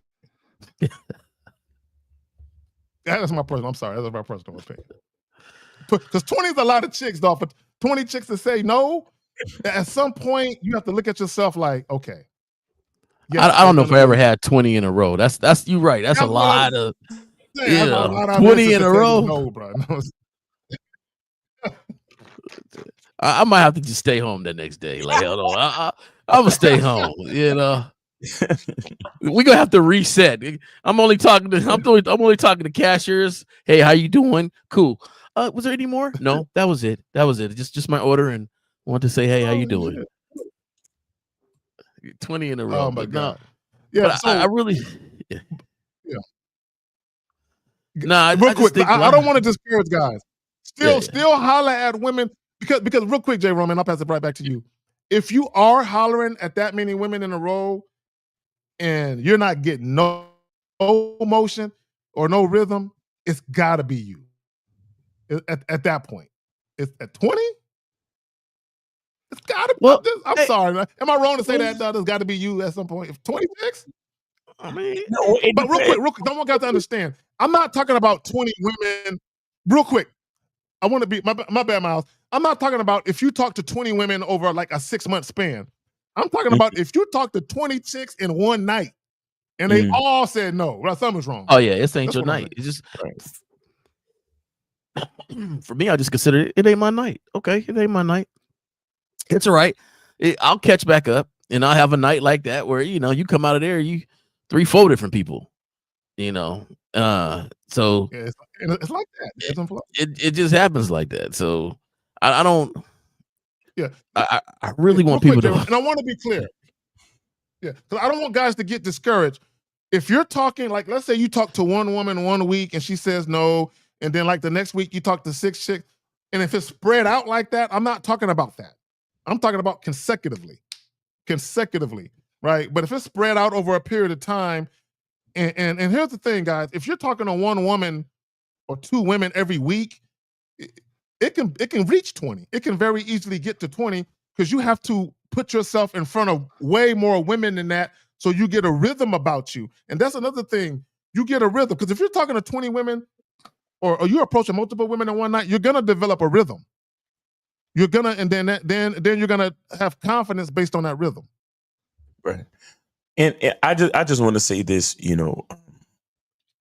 remember that for y'all listeners, remember that the guys you hear talking are guys with experience. Okay. So for you 20-year-olds, you might just get 20 rejections. So don't try to compare yourself to what somebody like K Zag or J Roman just said, please. because these are guys with years, decades of experience who put like you said, Kay, have put themselves in front of or been in front of many women on many occasions, on many a night. You get what I'm saying? So for you young cats who for a fact you ain't got that much experience talking to women, don't try to compare yourself to these guys. You get what I'm saying? You might just and I'm glad you said that, Miles. You might just get 20 rejections and you still got to pick your face up and keep moving. Exactly. And I'm glad you said that, Miles, because people will hear what we said and they'll pick it apart. Because I did say, I use myself as an example, and I said right now, like if I talk to 20 bitches right now, I'm not talking about 20, 30. Like if I went out right, there's no way 20 chicks is telling me no right now. It ain't fucking happening. Right now. You know what I'm saying? I ain't been curved 20 times in one night. That's what I'm saying. This shit ain't happening. Hey, I ain't been curved no 20 times in one night. Shout out to McTreasure with the $20 Canadian. He says, respect to the panel. Thanks for the game. This is the 35 caller. Okay, cool. And then shout out to Unique 79. He's been a member for 21 months. He says, if you are courteous with your approach, more often than not, you will have great interactions with women. Even if they turn you down, their receptiveness will make the encounter a good one. Exactly. Bro, I've had women tell me, real quick, J. Roman, I've had women tell me, oh, that shit was smooth.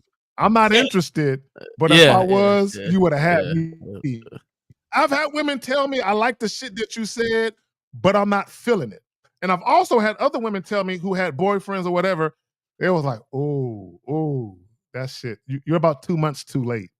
Damn. I just got into a relationship. But if I was single, you would have had me. I've had women tell me that shit. Yeah, I can see that. All right, let's get it. Let me see. All right. 904. You are on live with the Manhood is a Skill Set show. Name, age, city. How can we help you? 904. 904 going once. 904 going twice. 904 out. All right. Maybe you can call back. Maybe you can get a better connection. That was a question.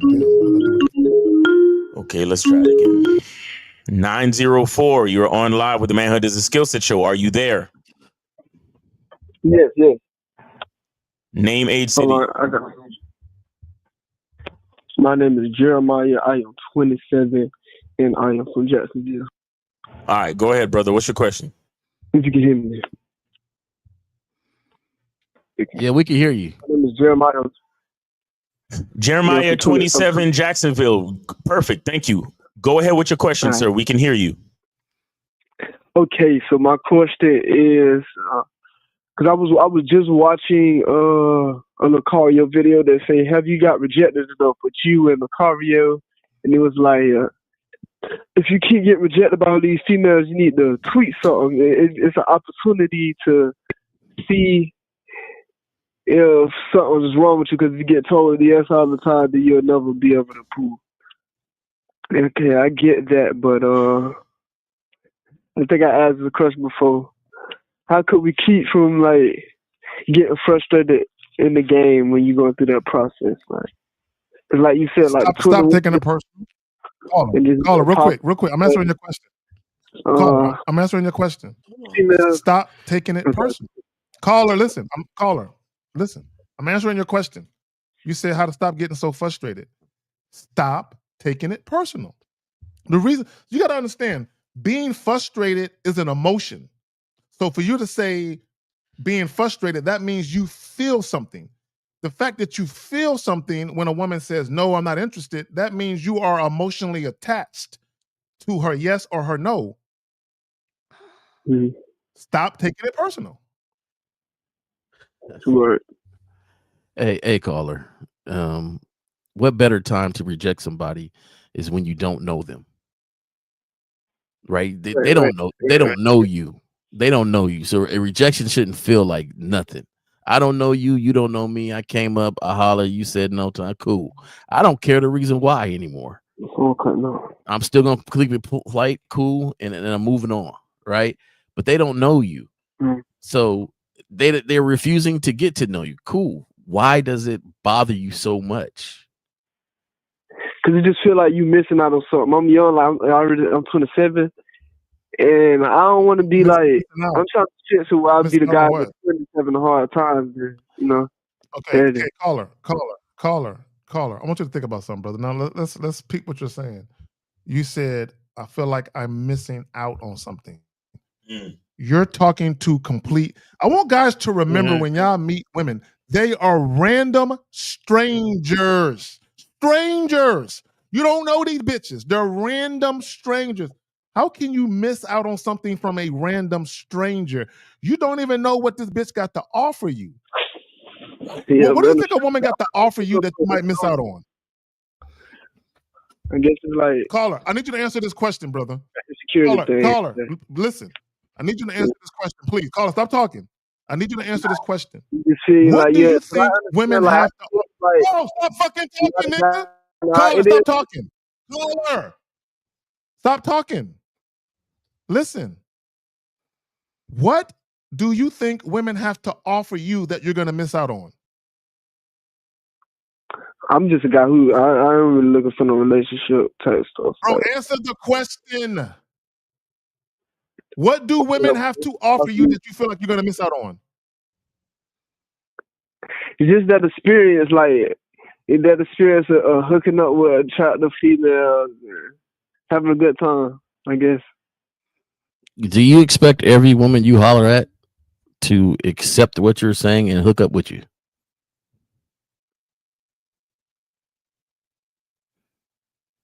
So everybody you give your Mac Diddy vibe to, do you expect them to just say, yes, let's do whatever you want to do?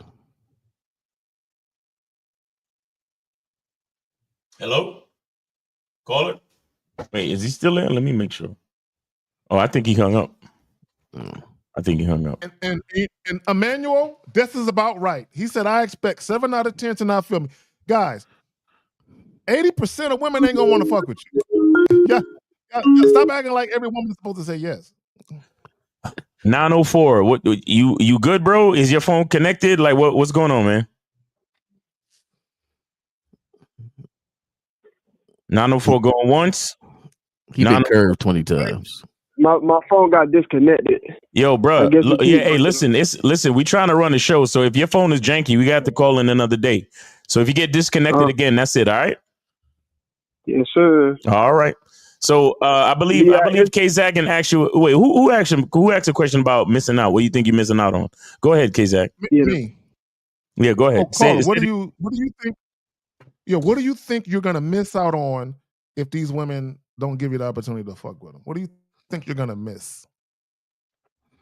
It just feel like if I get older, it's gonna get harder because I'm still kind of in my teens, I'm at the late end, and I do have something. Like I had a couple females give me their number, and this probably where it really got me. Like I get a female number and everything be seeing going good, and I give them that text. And I understand some females will give you their number to get you out of their face. And you message them, and then this bad. Okay, caller, my brother. Let me ask you a question. Have you had sex before? Yeah. How many times have you had sex? Roughly. You don't got to give me an exact number. Just give me a rough estimate. He wasn't gonna give you exact anyway. Like at least 8 times. 8 times. 8 times. These women, how do they look to you visually? Okay. No, never no dream type girl, but they all right. But I ain't see right there. There we go. There we go. I gotta stop you. Stop talking. Good question, Zach. I need you to listen because you said something that's very disturbing to my soul, bro. You said dream type girl, and I really want to know. Can you explain to us what makes a woman so dreamy because of how she looks? Go ahead. Damn. Yeah, my phone janky, dog. No, don't blame the phone, nigga. Answer the question. You can't hear us? I don't think he can hear us. His phone is fucking up. Nah, he out of here. I can't do it. I can't do it. Plus, keep on with your point though, Zach, because I'm quite sure there's other people that's on the same plane. Guys, this dream girl shit. Number one, shout out to all my ladies. I'm gonna need y'all to put some earplugs in because I'm not trying to go at y'all. I just got to spit some facts right now. Guys, when y'all meet these women, some of these women that y'all are looking at, everything about them is fake. Their hair, their eyelashes, their eyebrows are painted on, lip filler, makeup, fake nails, fake booties, fake titties, everything. And I'm not saying all women, but some women, these bitches are literally plastic hoes, bro. And y'all are enamored by something a doctor gave a bitch? Y'all are really enamored by something a doctor gave a woman. Like, this shit is crazy to me. That dudes is enamored by this shit. Because my thing is, I cannot fully assess how a woman looks until I see her bare face out the shower. Then I can make a proper assessment of how she really looks. But with all that makeup and all that shit on, my thing is, I mean, you put yourself together well. But I don't really know. You know, that's why I like natural bitches. Like, that way I ain't got to be trying to wonder and shit. This is why I just prefer natural chicks. So everything I see is her. But y'all got it, man. I think for the last caller, if you're still listening, it goes a little deeper than just your interaction with the ladies. I really think you need some coaching. And I think you need to, because I felt like the confidence wasn't there to begin with in the first place. Yeah. So instead of going to, a byproduct, let's get to the main thing in which you need to improve. And that's just your outlook of self. And I think that, you would benefit from getting one of these guys and actually getting some coaching from one of them. I know Zach does coaching, Miles does coaching. Look into it and actually invest in yourself first before you start counting your ones and twos with these interactions and stuff with women. So yeah, that's definitely his confidence was definitely off, and he's definitely putting women on the pedestal. That's his main issue. He's putting women on the pedestal. You can't do that when you approach a woman and you don't know her and you put her on the pedestal. Like, she's already looking at you like, why would you even, you don't know me, just like you said, Kay, it's like you don't know these are strangers. What are you missing out on from a stranger? And subconsciously the woman knows this too. Why would you put me on such a pedestal when you don't even know me? Like, we don't even have any compatibility or nothing. And you're already thinking so highly of me. Like, that's crazy. It doesn't even make any sense. What's wild to me, and I know we know what time we got to wrap this up, is I want you guys to think about something. You are giving women, perfect strangers, you're giving them power over your emotions and your mood. Your mood, nigga, is impacted by a woman saying, I'm not interested. Bro, you're giving this strange woman power over how you feel about yourself. I need you guys to understand how weak of a motherfucker you are. Look, don't be offended. I'm just telling the truth. That she's a stranger, all because of how she looked. No other reason. Not because she got a bag of money and you saying, look, that money can change my life. All because of how she visually looks. Your emotions, you're like, here, take my emotions. Here's my spine. Here's my dick. Take that. Oh, hold on. Here's my bank account. You give her everything because of how she looks. Crazy. And you wonder why women run you. They will run you. And women, all women know this. Find a man who is controlled by his dick, his money, his status, or how he looks, and he's the easiest guy to manipulate. Facts. All right. So, anything y'all want to plug? Because I know, I'm about to get out of here. It's shea butter time, guys. So make sure y'all go to Cunningham Elements, order your shea butter. And then, of course, you will get a free sample vial of the Masculine Identity Eau de Parfum. So make sure you come to Cunningham Elements and get your stuff. And also make sure you join us on the Masculine Identity Membership Zoom call Monday nights, 11 p.m. Eastern Time. We're going to be doing part 2 of understanding the mindset of the man who everything always works out for him. You understand? So it's a really dope and powerful conversation. So make sure you guys check it out. I use that same analogy for There you go. Go ahead, J. Roman. At work. I use it. Mr. Glass. Remember that movie, Mr. Glass? Yeah. Right, where his whole thing was if he's so weak, then there's somebody that is so strong. And I use that for decision making, right? Like, so some people, they feel like every decision they made is bad, but there's other people that made great decisions their whole life and went through it and learning how to do that. So that's a pretty dope little thing you do in their mouths. So. Appreciate it. Yes, sir. Yeah. There you go. Now let me add this on the way out, guys. The only way everything's gonna change is if we change the narrative. Myself, Jay Roman, Miles, everybody from the Real Game No Theory panel, and there's other individuals that we have a lot of respect for that we rock with. You know what I'm saying, on YouTube.